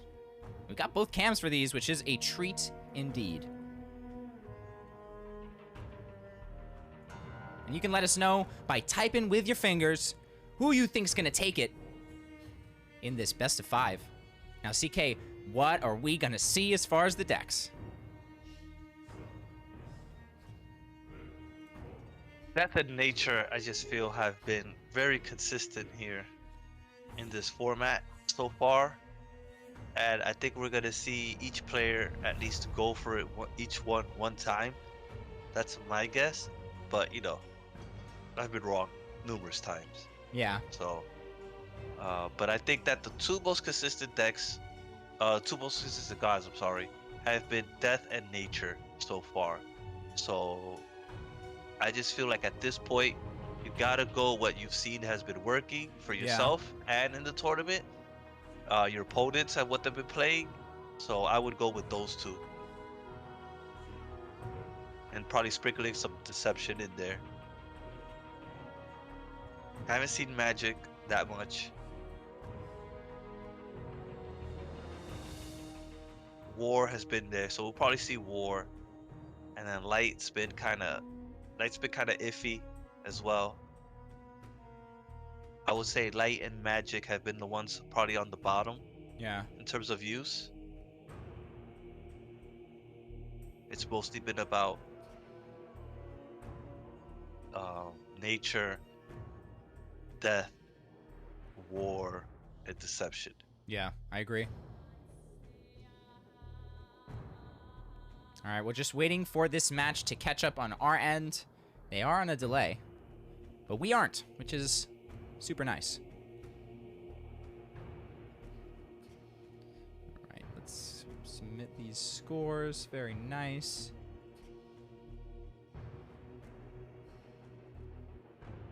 Haftus 1-3, and D-Boom took down Vargati 3-2.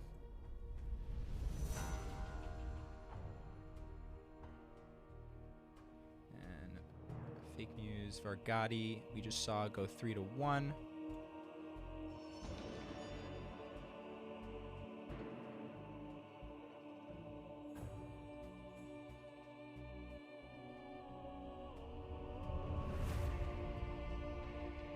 Alrighty.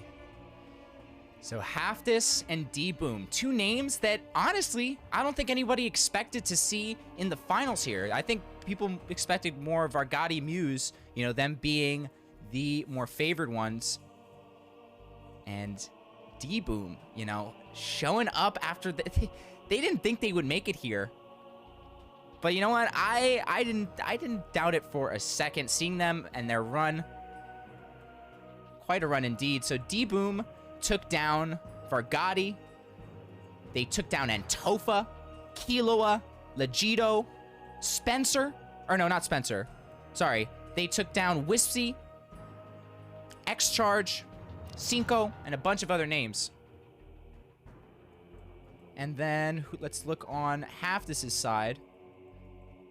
So I must say Haftus, that I think that your format and eliminating some of those cards really helped out these newer players that maybe don't have these cards.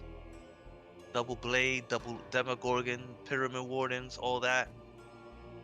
So nice to see new people making it this far. Yeah, Welcome. for sure. Yeah, and it's like, you know, there's definitely a lot of really good players in these tournaments, but it really does, you know, come into play when they make runs. People like Fake Muse, they're making these runs pretty much every tournament, you know, making it to these final rounds. And that goes to, it just says how good of a player they are. And I think that after this tournament, we're going to see more out of Haftus and D-Boom, you know, that confidence boost, that skill boost, you know, having faced someone in a final setting, definitely going to help just make you into a better player, stronger opponent. So Haftus took down Lenistar from Octopus, Fake Muse, thrice. Solar from GU Stakes. Goodness. Fly 1. And chat, we have our very first game from the final set of the tournament. It's gonna be D-Boom going up against Haftis in a best of 5. This is for all the marbles, folks. Oh, you guys are huge. Forgot that. And one of the things I used to say was that, like, hey, maybe you get an easy bracket run. None of these guys had easy bracket runs. No. You heard the names they just beat. No, and I think as we progress too, the opponent you're going up against, they're just gonna get better and better and better, and so are you, but the competition is just increasing, and it's gonna push these events to the max, and that makes me so happy. We get to see better games, better plays, and learn more. Haftis going first here. And with the imp as well. They've already secured some leech in hand, but D-Boom has some nice low-cost creatures. Yeah, but I think this favors Haftis though, because Haftis is looking like he's going a little more mid-range. Yeah.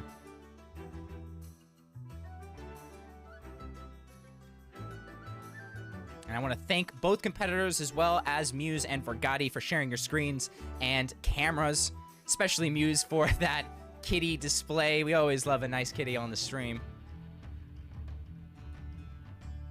Now this, they could use a tavern and just swing, but they're going to go with the Battle Bard instead. And the Skulkin.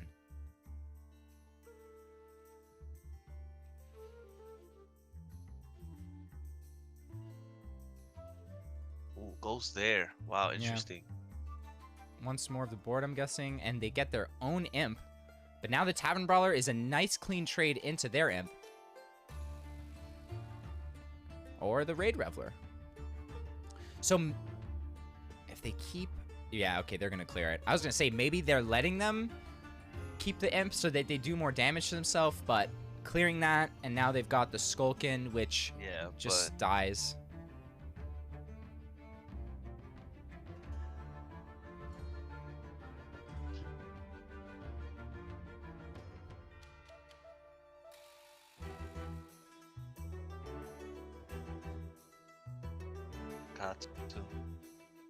Puts it out of the range of the Orcish here.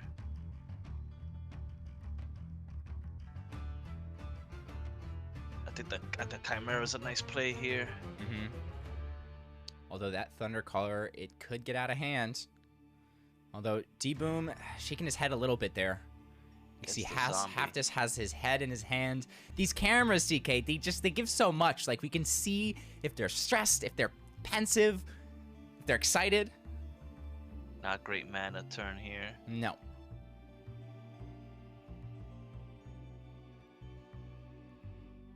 Okay, and hidden as it usually gets. The other one was overkill though. Yeah, but got hidden. Hidden is good against war. Now they can't. Now they really can't get rid of it. And what you're gonna 50-50 that just to get overkill? I don't think so. I like the hidden here.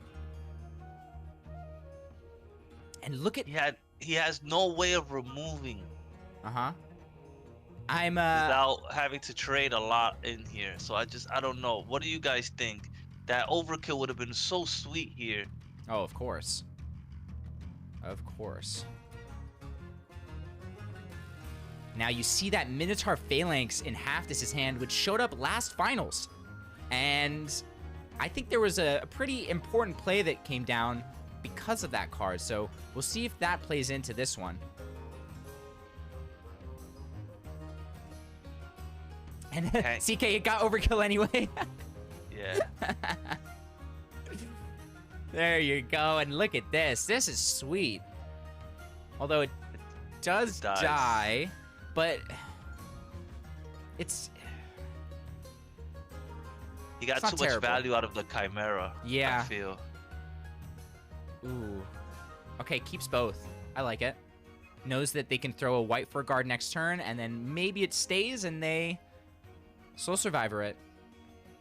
What would be nice is if he can keep that white fur guard and Haftis throws the Minotaur Phalanx. That'll be a really nice Soul Survivor.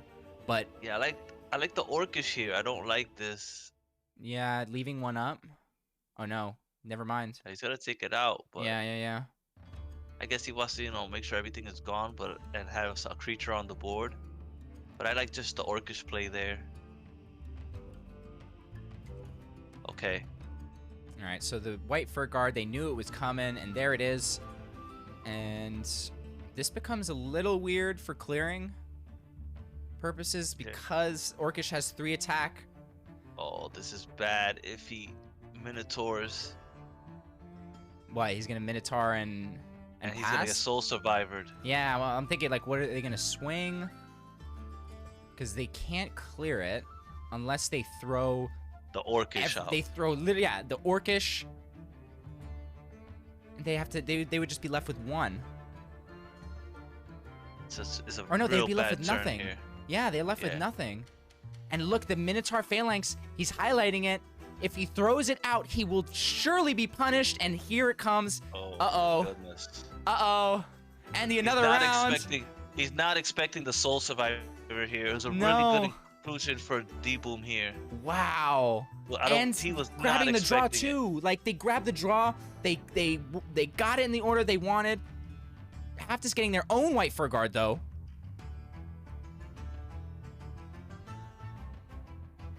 Can they get through it? No. Well, oh. No.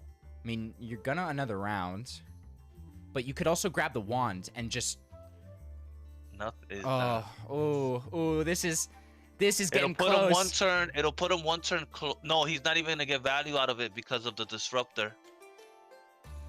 Oh, you're right. The Ironborn Disruptor. We've talked about its ability to just take off all the durability here. Right. Look at this.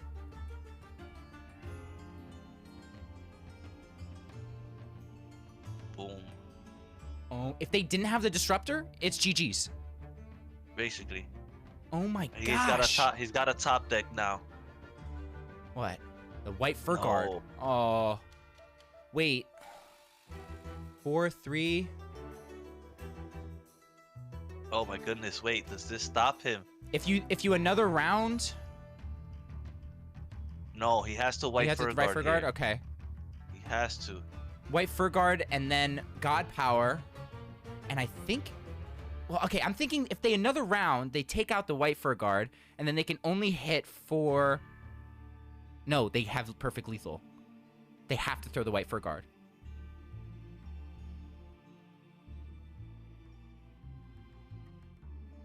And is that game? Oh, he has lethal because of the elite. Yeah. The Orcish Elite? Yep. And the Devouring Blade too. Wow. Wow. No, he Haftis, Orcishes and then yeah. disruptors into him. Haftis taking game number 1. Whew. Coming down to the wire on this one. There it is, folks. Wow. All right, well, Haftis needs 2 more wins here, and they will be crowned champion. My goodness. My goodness is right.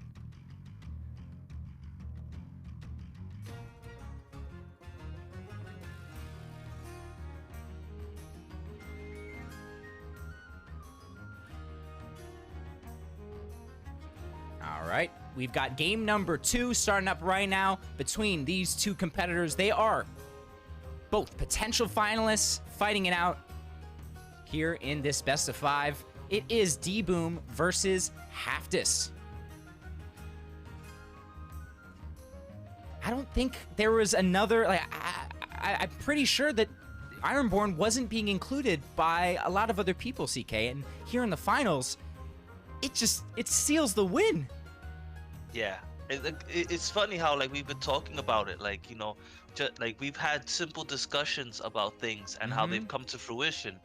Just you know, in the last 2 tournaments, we've talked about the Ironborn Disruptor and how it can, you know, just completely destroy relics and how it would be a good inclusion. Yep. And then also we've had the discussion about, you know, do you run this card in aggro deception, the Umber Arrow. Mm-hmm. And that's just how it turns out sometimes, that you see those little decisions coming out and this being the deciding factor. And not a great, he's gonna have to pip out. Yeah, the Empyrean kind of like not a good play here. Getting the Asterius in the first hand is never nice, but Halfdis can't clear this Olympian Guard, which is very nice. You know, D-Boom could have gotten Canopy Barraged or Underbrush Boar or what else? I guess just those two. Yeah, not having the Underbrush here. Wonder if he's running it. Oh, come on. He's got to be running it. I mean, again, maybe he's Halfdis is a veteran I'm talking about. Yeah, Halfdis has been here for a while. I would be very surprised if Halfdis, and I don't even think D-Boom is a new player. I just think they're new to the tournament scene. Which, you know, it's a whole different aspect of the game, so okay, gonna confuse it and take 4 damage to the face. Inquisitor with no target.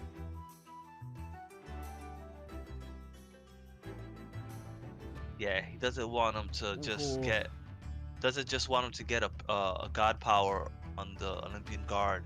So he wants him to take that 6 damage. CK, Muse reminding you that he got first turn on a brush against Halfdis. Yes, you're right. Sorry.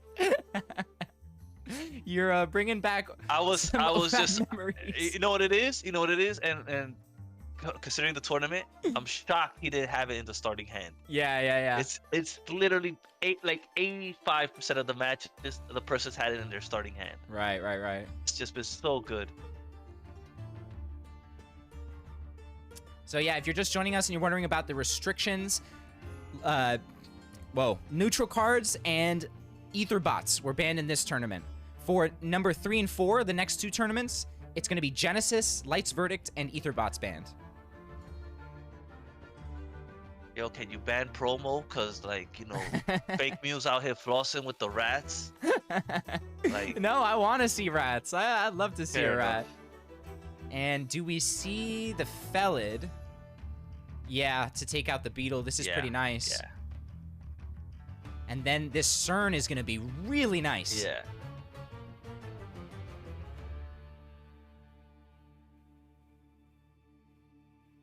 I think he's going to be considering a Vicious Manticore play here, or a Fern, a Fir Tree. Yo, when are we going to get a CK the Punisher card? I don't think people in God's Unchained know me that well. Well, if I have anything to do with it, they will. I gotta figure out what I want my card to do. Yeah, if you had that CK the Punisher, what is that? What god is it, and what does it do? I want to be neutral. Okay. I want to be neutral. Oh, the Fir Tree Fury clearing up the board. It does so well against this aggro light. And the CERN play is no more. Oh, and look, the Radiant Dawn. Oh, no. Yeah, D-Boomer. Not a good hand against something that really wants to go late here.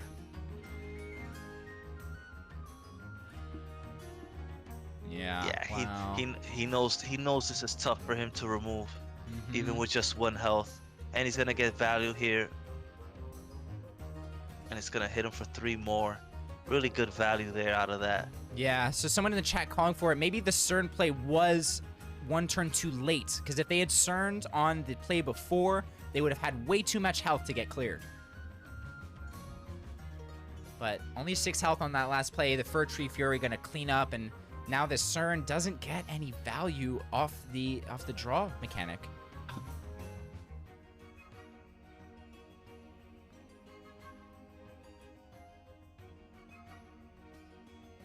Okay.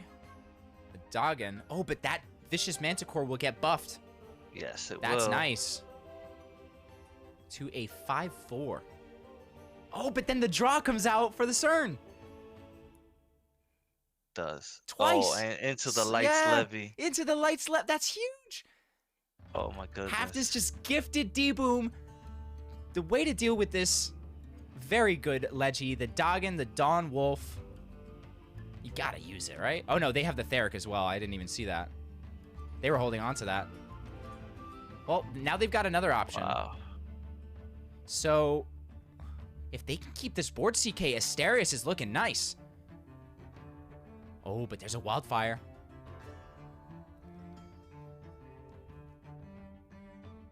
They're gonna Jag Wildfire. That's pretty sweet. It's a must. It's a must here. And then they're hoping that this overkill takes out the CERN as well. And it very well could. Not likely though. It's gonna be 4 overkill. Ooh. Yeah, it's split evenly. It stays and the draw comes in again for D-Boom. But will it help? They can throw the Asterius. But it's not that clean. Do you marry Cadmos here?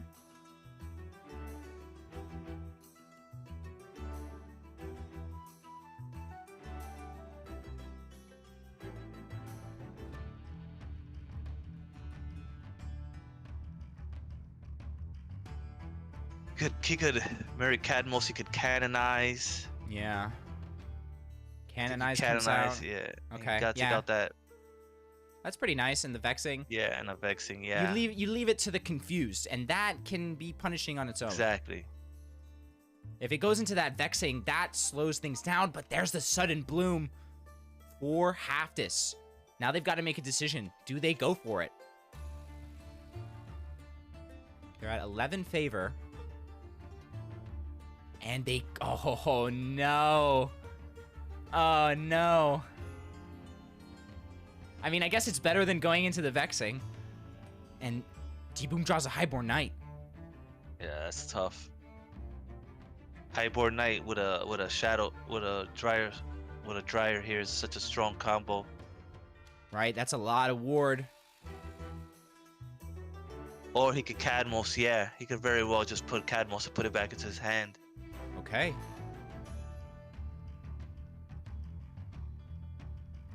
Yeah, totally stifles Very his draw. nice. Yeah, look at this. D-Boom might have just flipped this on its head. And look at Haftis. Oh, they're the big sigh from them. That was I mean, wow.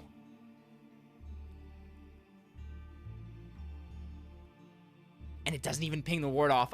Oh my gosh. So now, I mean, Asterius is just too nice, right?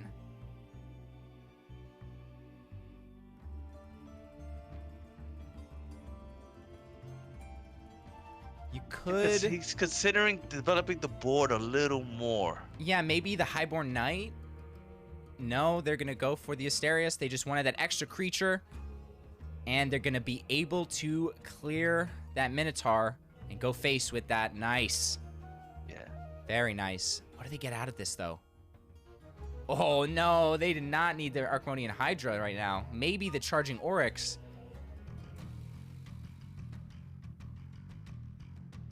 Gotta throw it out. It's a body. Yeah, but it's done. That's GG's. They've got the Radiant Dawn if they need it. And D-Boom gonna take game number 2. I'm sorry, did he go first here? D-Boom... Because Haftis still has a pip. I believe he did go first.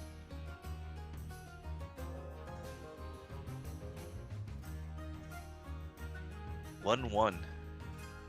Did Haftis go first on the last one?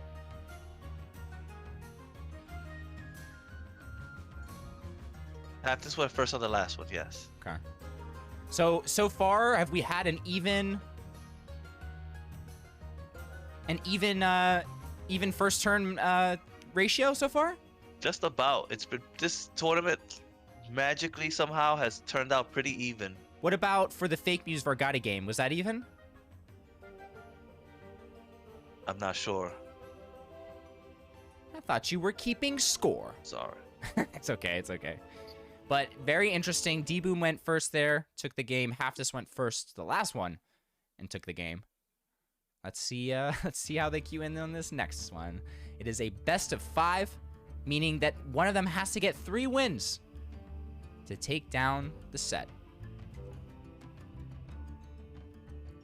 Yeah, I think underbrush board, opening hand, automatic win. Yeah. Yep. That boar is so important in this format if you're playing nature. And we'll see if either of them choose that in this next match. It is game number 3 between D-Boom and Haftus, and yes, they do. Haftus now hoping for the boar this time. You gotta think they're going with the same nature, right? Playing Selena's mark, so who knows? No, they did last turn, or last match. Yeah, but it could go quickly to okay. Amazon. I see what you mean. I think he's gonna re-queue. That nature deck is very strong. We've seen it win here. He's seen it win here.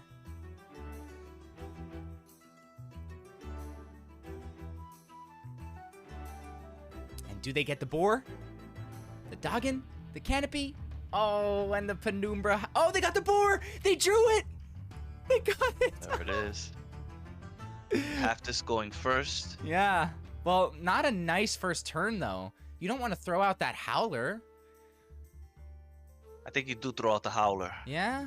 Just to get a body? Yeah. And it could be a nice waste of the Blight Bomb. Exactly. You're learning, our young Padawan. Haha, yes. I'm learning.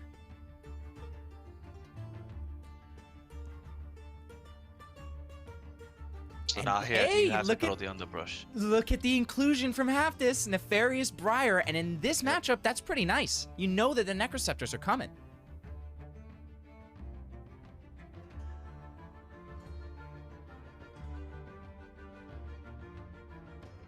So the boar misses. No, it's fine. Yeah. And a Staff of Roots, including that in. Very interesting. Very interesting.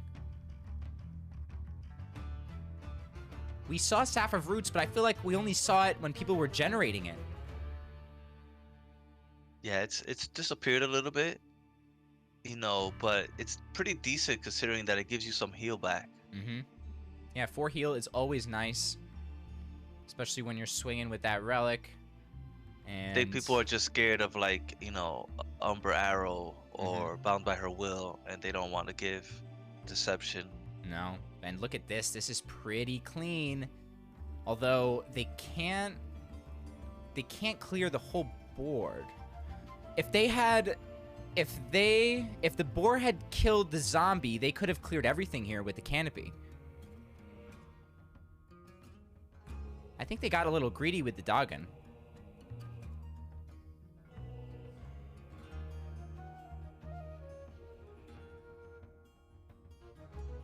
If they save their pip on turn 1. Well, the line I was thinking was boar into zombie, plant into zombie, and then swing with the relic, and then canopy would have cleared the whole board.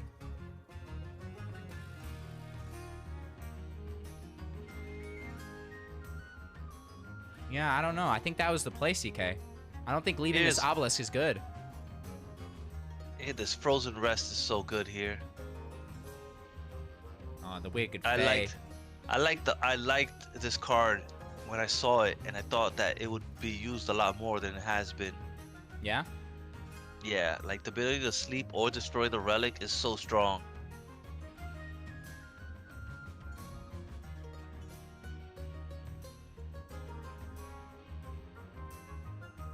Yeah, so they bought the Nightleaf. They didn't play it. They do have Nefarious Briar.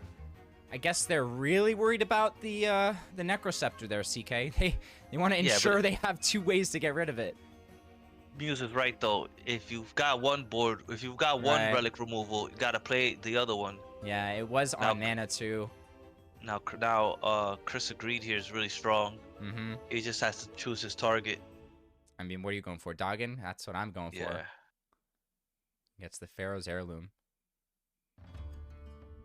Now you gotta take out the stag here.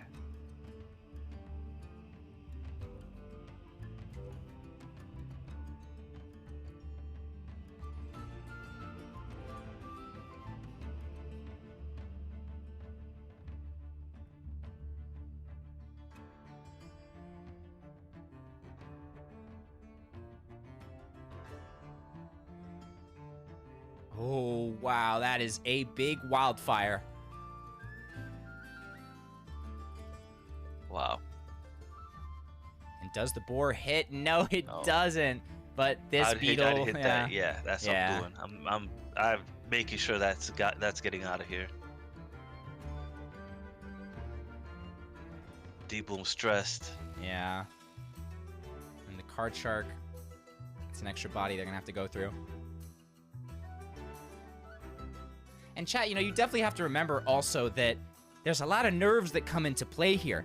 You know, we do see misplays happen in finals because you're on stream. This is the match that decides it, or the set that decides it all. So, you know. Everybody's watching. Exactly. There's some nerves. So it really comes down to who's got those nerves of steel, who knows the plays they need to do to execute this win. And D-Boom, looking at that bifurcating curse, could get some value out of it, but not a lot because, you know, the boar is even. The beetle and the rest are odd.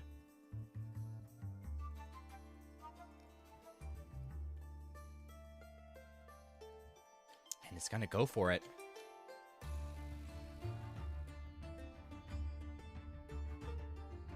Obelisk was dead anyway, so he's like, yeah, I gotta get rid of this. Yikes. Yikes is right. That's a big body. And here comes the Necro. Finally. And Haftis is ready But for he's it. set up for it, yeah. And D-Boom has to know this. And there's the other Necroceptor, but they put it to the bottom. They want something else and get a Rhino. That's not bad. It's dead though. Yes, it's dead. It's not the worst. Not the worst, but it's dead though. All his options are dead. He can't Necroceptor. Yeah. Yeah, and someone in the chat pointing out that they do know they have that Nightleaf Trapper, so Necroceptor is kind of just dead in hand. Not much to do there. It feels like D-Boom is just getting the short end of the stick here. And Haftis with all the options.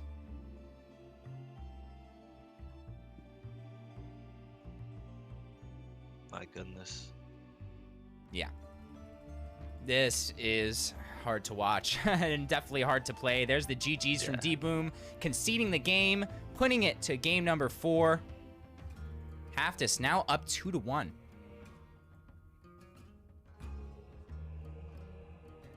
So Haftis needs one more win, CK. Yeah. Each player that's gone first has won their match. Ooh. So Haftis went first that one, okay. Yeah. All right, so what are we going to see next? What gods?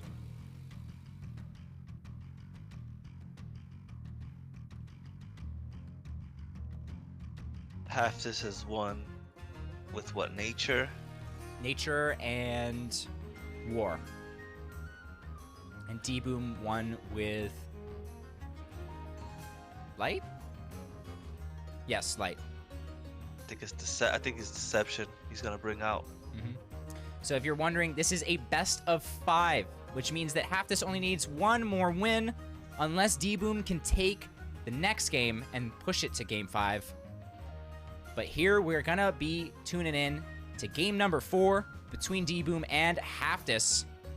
And we'll see what decks they've got right now.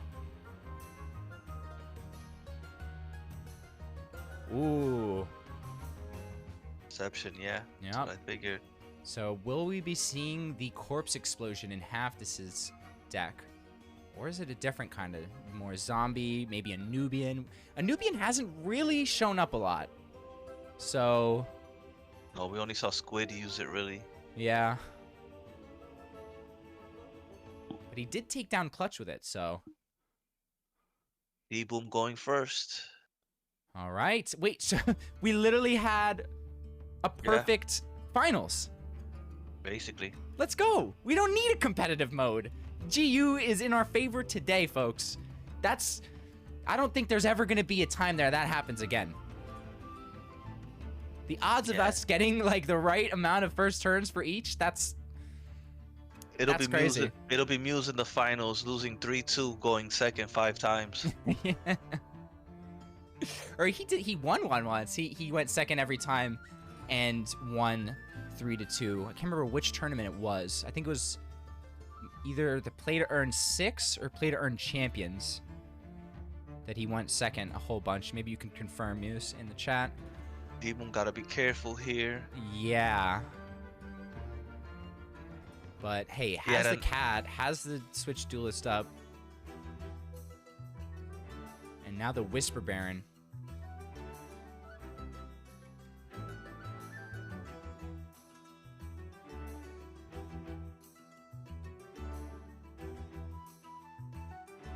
Play to Earn 3 was the one I won. Play to Earn Champions, I lost to Sambam in the semifinals. Gotcha. I know there was one tournament where you went second like every single time and came out. Honestly, Muse, I have been a part of so many tourneys that all these sets and finals start meshing together. And, you know, C can attest to that. I don't even remember what happened last stream. I'm so focused on this one. Like, he's won so many. Like, he's placed so many. Yep, that too. It's like, that's what it is. That's really what it boils down to. Real wide board here for half this. Mm-hmm. Okay, There's Umber the Arrow. Umber Arrow. So if he does it on the Voracious Fiend, he actually gets a zombie out of it. Yes. That's pretty nice.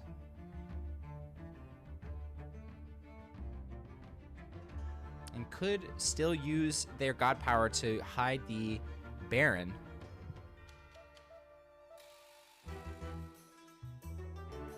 Oh, they're gonna... Okay, they're gonna ping it off instead, or maybe they just use... Okay, they're gonna use that to go into it. Very nice. Very nice. Wait, did they... Yeah, they had to swing that.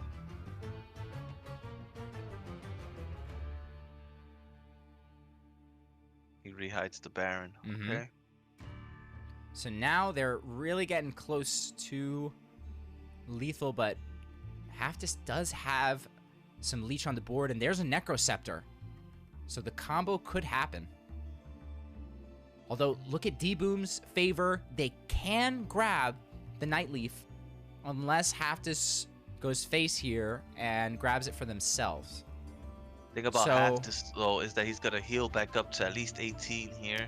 I think D-Boom misplayed there, not grabbing the Nightleaf on the last He turn. might have, yeah. Yeah. Yeah.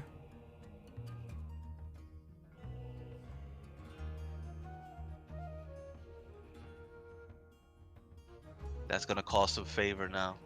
Yeah, favor and the out for the Necroceptor. It's gone now.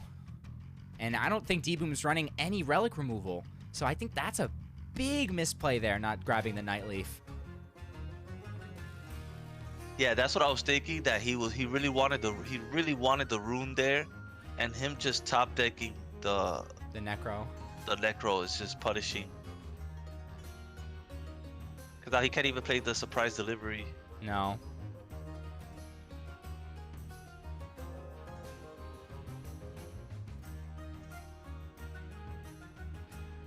So do you just go face and try to... Wait, was that a misplay? Yeah, that was a misplay. What? They just missed out on one tick of damage. Oh, I see. They could have played the Merrick first. Yeah. If that one tick comes into play, oh boy. So they've got 16 damage on the board. They can heal for 6. But that Whisper Baron, it dies to Blight Bomb. No, So I really- think you trade 2 zombies into it. Really?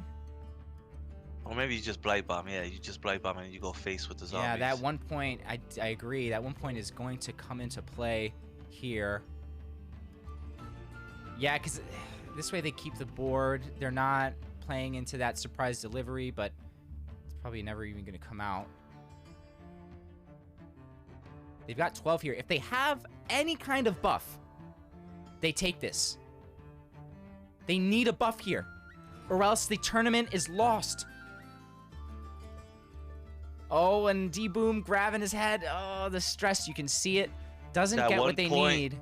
That 1 point of damage is Wait, the the 1 difference. point? No way.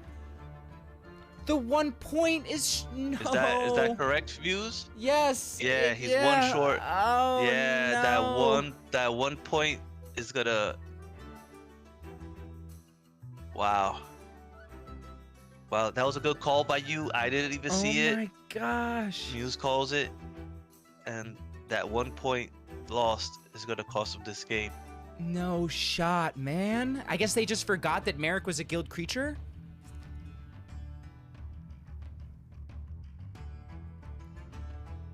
Well, let's see. He's gonna be one short.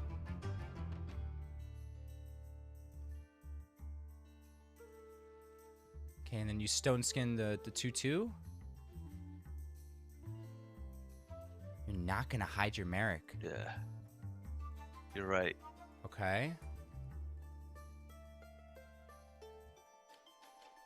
Let's see if he Yeah, survives no, this. it's not lost. It's just I it know, would have I been thought- done. It would have been done already. yeah, like that's like- crazy to think. Like that one interaction could No, he's still just. he's gonna survive this. I thought.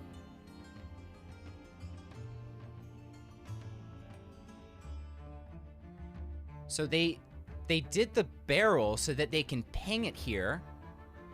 And I think Yeah, he's gonna survive this. yeah, Wow. he's gonna wow. Oh my goodness. Wow, wow, wow. Are you kidding me, D-Boom? Wow, you got away with that one. D-Boom on like the thinnest ice there. Oh my goodness. That was my mistake. I thought that was gonna Wow. be the game there. Wow, Wow. wow, wow. Well, I mean, it just goes to prove you want to make sure you're getting every tick of damage possible. You're thinking out these lines because D-Boom almost lost that one because of just one little misplay. Man. Corpse Explosion wasn't lethal due to barrel. Oh, wow. So, D-Boom thinking ahead there. Very nice. So, Yeah, very if you're smart play there. if you're wondering what that means, so they pinged off one of the zombies so that they could play just one barrel, taking away the lethal from Haftis.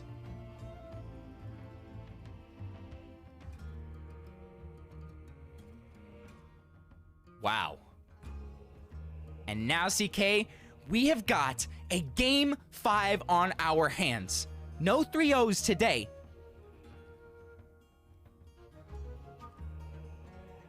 I'm ready. I'm ready too. All right, what are we seeing, CK? What are we seeing? I just want a good match. I'm not even gonna make no predictions. No, what are you here. gonna tell me? What are we gonna see? Which gods? Come on. It's the last one. I don't know. Light and magic, the two things I don't expect. The light and magic? Okay. Yeah. The two things I don't expect. All right. Well, they are queued in. This match is about to get underway. This is game number 5 between D-Boom and Haftis, the finals of Lysander's Trials number 2. This is the game that decides it all, and we will crown our champion after this one. And we see War versus Magic. Okay.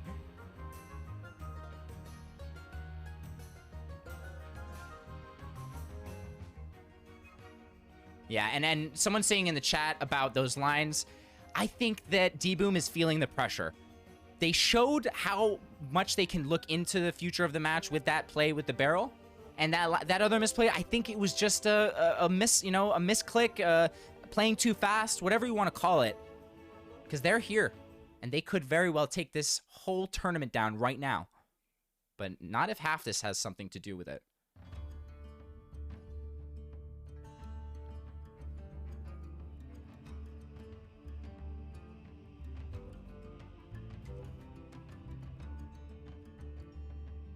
Okay. And a nice board for D-Boom, although the Shaped Blast is coming.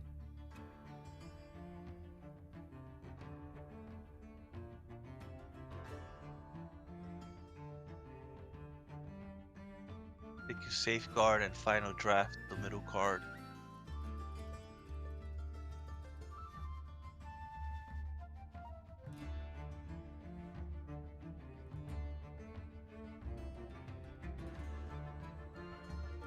That worked out really nice for him.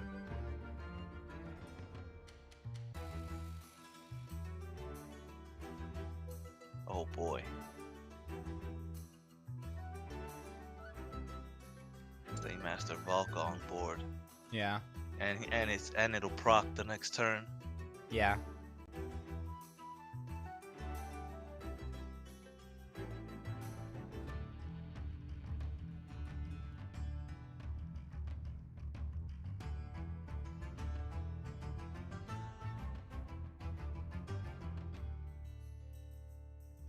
Okay. On 11 health. Ooh, Haftis on 11 health. D-Boom's looking at this tournament win. But can Haftis stop him here? Does have the safeguard.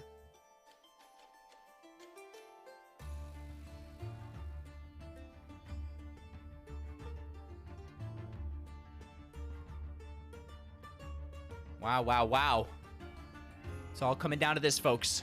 Uses the final draft, gonna draw, put D-Boom down to 20. And that's a lot of protected and ward for Haftis here. Yeah, I didn't like him taking the Auric there. It gives him more than 2 cards in hand when he plays it, so he doesn't get the overkill. Oh, that's a good point. I didn't like that pickup. Yeah, and now it's just gonna be like that. Like they're gonna be one card too many.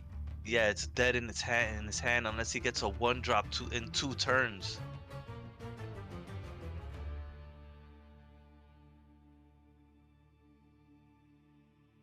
And there's a spell boost, gonna take out the Oryx. Into the Rune Moth, I think, and he's gonna beg to get a Rune of Health here. All right, what do they get? They're gonna grab something, the Rune of Life from the Sanctum, and do they get a second one? Well, I mean, it's not bad, you know. Rune of Fire, Rune of Life, 2 best ones you could ask for in this situation. And D-Boom is not looking great here, CK. Rune of Sight would be good here too because he's looking for the other safeguard.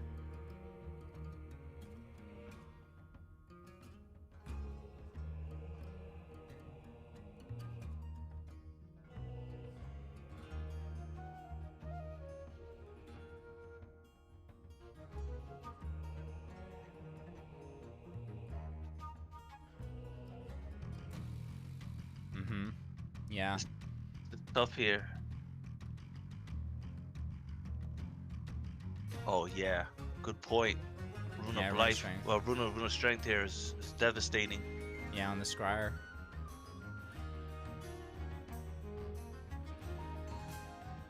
Okay.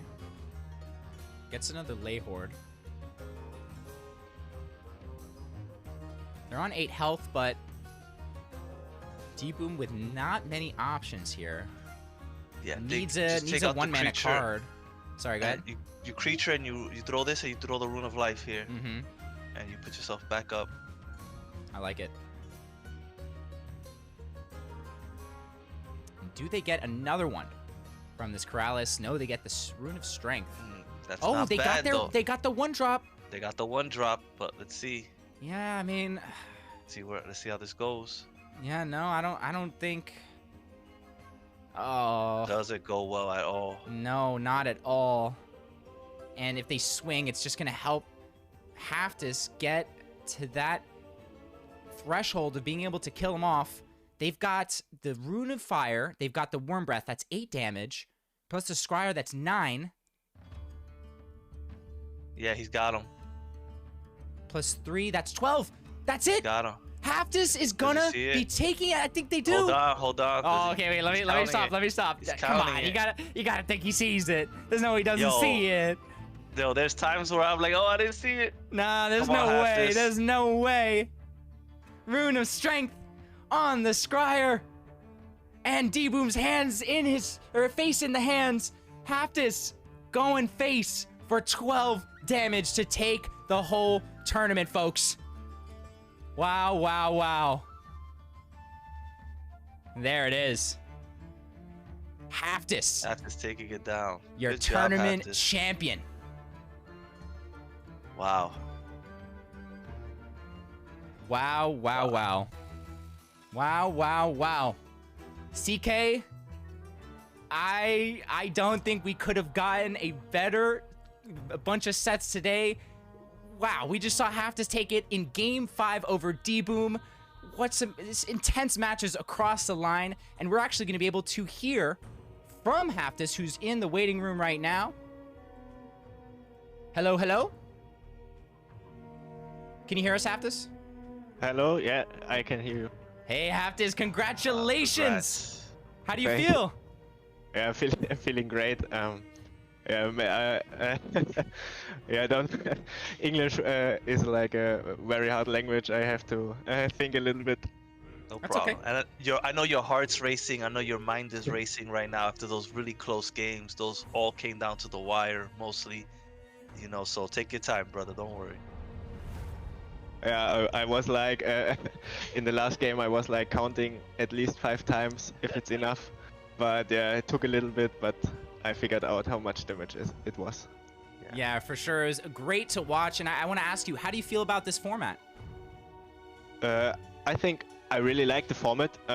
It's a little bit bad because I just bought 1 or 2 months ago Demogorgons and Ariel, so kind of unlucky. But I think these formats are really good if you're a new player and start, and then you also have a chance in the tournaments. For sure, and you'll be able to use those really expensive cards in that main event, but until then, we've got some other formats. Are there any shout-outs, any plugs you want to put? You know, this is your chance. Yeah, I want to say thank you for the German community in the Discord. There's a lot of support and a lot of help always. And I want to thank my girlfriend. She supported me and watched the live stream the whole time. And yeah, thank you for you Awesome. that you organize these tournaments. I Of think course. they're great. It is our pleasure. Thank you so much, Haftis, and we'll definitely see you in this next tournament and hopefully in the top 4 yet again. 100%, I will try to get there again. Awesome. See you, man. Have a great rest of your day. Thank you, guys. Wow, wow, wow. I mean, whew, that German community, like, they've got a lot of people in there always being supportive, and you know, it's stuff like this, you know, someone makes it to the finals, they've got the support, and they take it down, CK. Couldn't be happier. You know, we should you should create like a map and like have like all the different places that we have players from and like that have won. I don't know if they want me to dox them just yet, CK. Just the country, bro. Yeah, like I know. country. I'm well, not actually, in the future, what I want to do is when you sign up to the tournaments, or when you submit videos, I'm gonna ask about your country, and I'm gonna try to include some flags so that we can have the name next to a flag. I think that would be cool. Yeah. Yeah, I think that would be really cool. But amazing tournament, such a great ending. I couldn't be happier.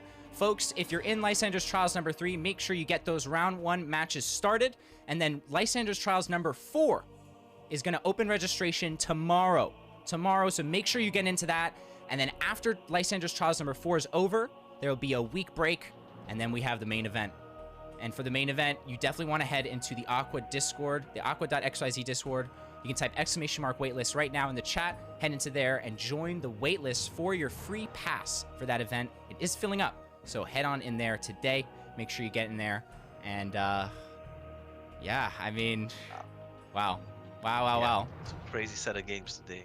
And we're going to have some announcements regarding the main event soon. Not yet, but there's more stuff coming in regards to the main event, so stay tuned for that. CK, you got any last thoughts for me? Nah, man. Thanks to the guys for such a. Thanks for everybody in the chat. You know, dropping knowledge. You know, like seeing all the different plays. Like you learn so much.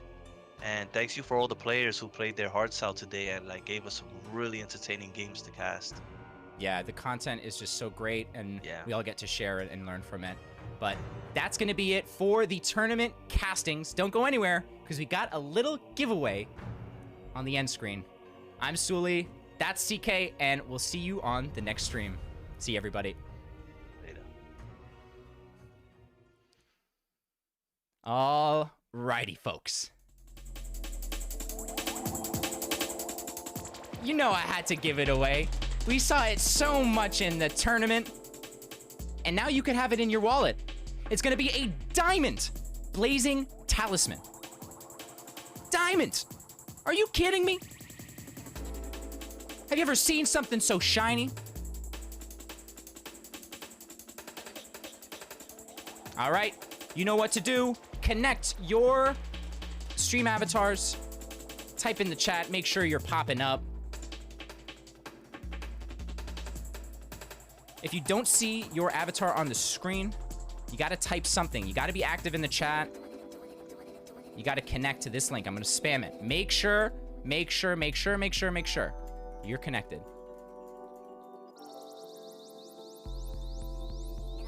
You're here?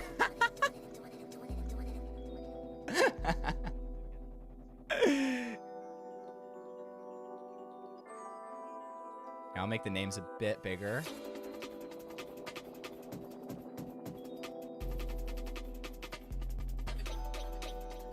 If you don't see your avatar on the screen, just type something and you should see a little chat bubble pop up.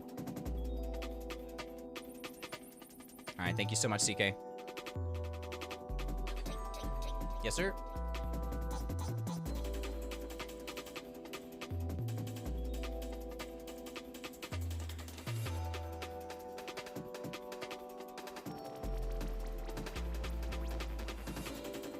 Alrighty, 30 seconds, 30 seconds. Make sure you are connected to stream avatars. I'm gonna spam that link one more time before we get into the battle for the Diamond Blazing Talisman.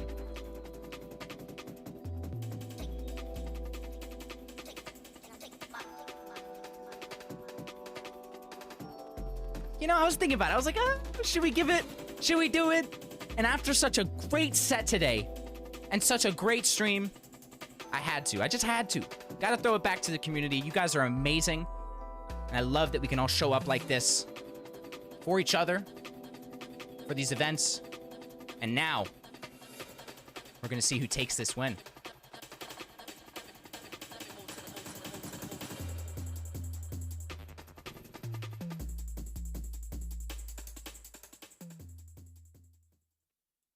It's that time, folks. Gladiators! Arm yourselves! War is upon us. We will hide the prize so we can focus on the fight. Whether you played in this tournament, whether you won, whether you lost, it doesn't matter. Because all you are right now is a couple pixels on the screen. But you could be a winner. That's a couple pixels on the screen. Let's see who takes it here in this battle royale for the Diamond Blazing Talisman. I'm gonna make it small and I'm gonna make you guys bigger as we go so we can actually see what's happening. I guess this doesn't really help either. Oh my gosh, there's just too many of you. It's madness. Okay. Who's got a lot of health? Who has got a lot of health? Fake Muse. Fake Muse has got a lot of health. Still. So does Siphon. Siphon? What am I saying? Clock's got a lot of health. Mean Old Zombie also with a ton of health here. Oh my gosh, folks. Oh my gosh. Siphon and Mean Old Zombie going back and forth. Muse and They Call Me God taking health off each other. Mean Old Zombie's gonna go down here, and then Fake Muse gonna maybe be able to take advantage of this. Wait, Siphon, do they get the hit off Fake Muse? Yes, they do! Siphon taking the Blazing Talisman.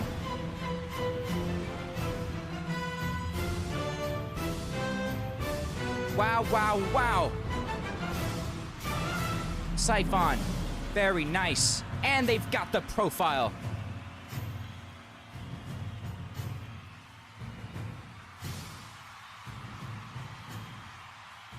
All right, I'm gonna send you that card right now. Actually, wait, let me open up the bot.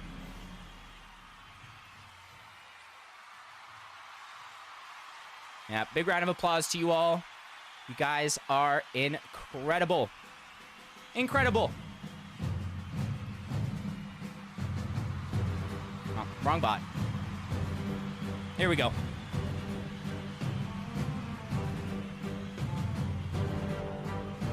card not found. Okay, you know what? I'm gonna send it to you manually. All right, chat. Thank you so very much again for joining us here on this final stream. Couldn't be happier with how it went. Truly an amazing showing from everyone involved, especially the chat. And now we're gonna be throwing it over to another legend of the GU scene. We're gonna be rating It's James Dubs. Make sure you spam those emotes. Tell them what happened today. I don't want to see that chat not pumping when we raid them. I want them to scream when we raid them. Can you do that for me? Can you do that for me? Thank you. Next stream will be on Tuesday. You have all been perfect. I'm Sewlie, and this has been Lysander's Trials number 2. Have a great day, everybody.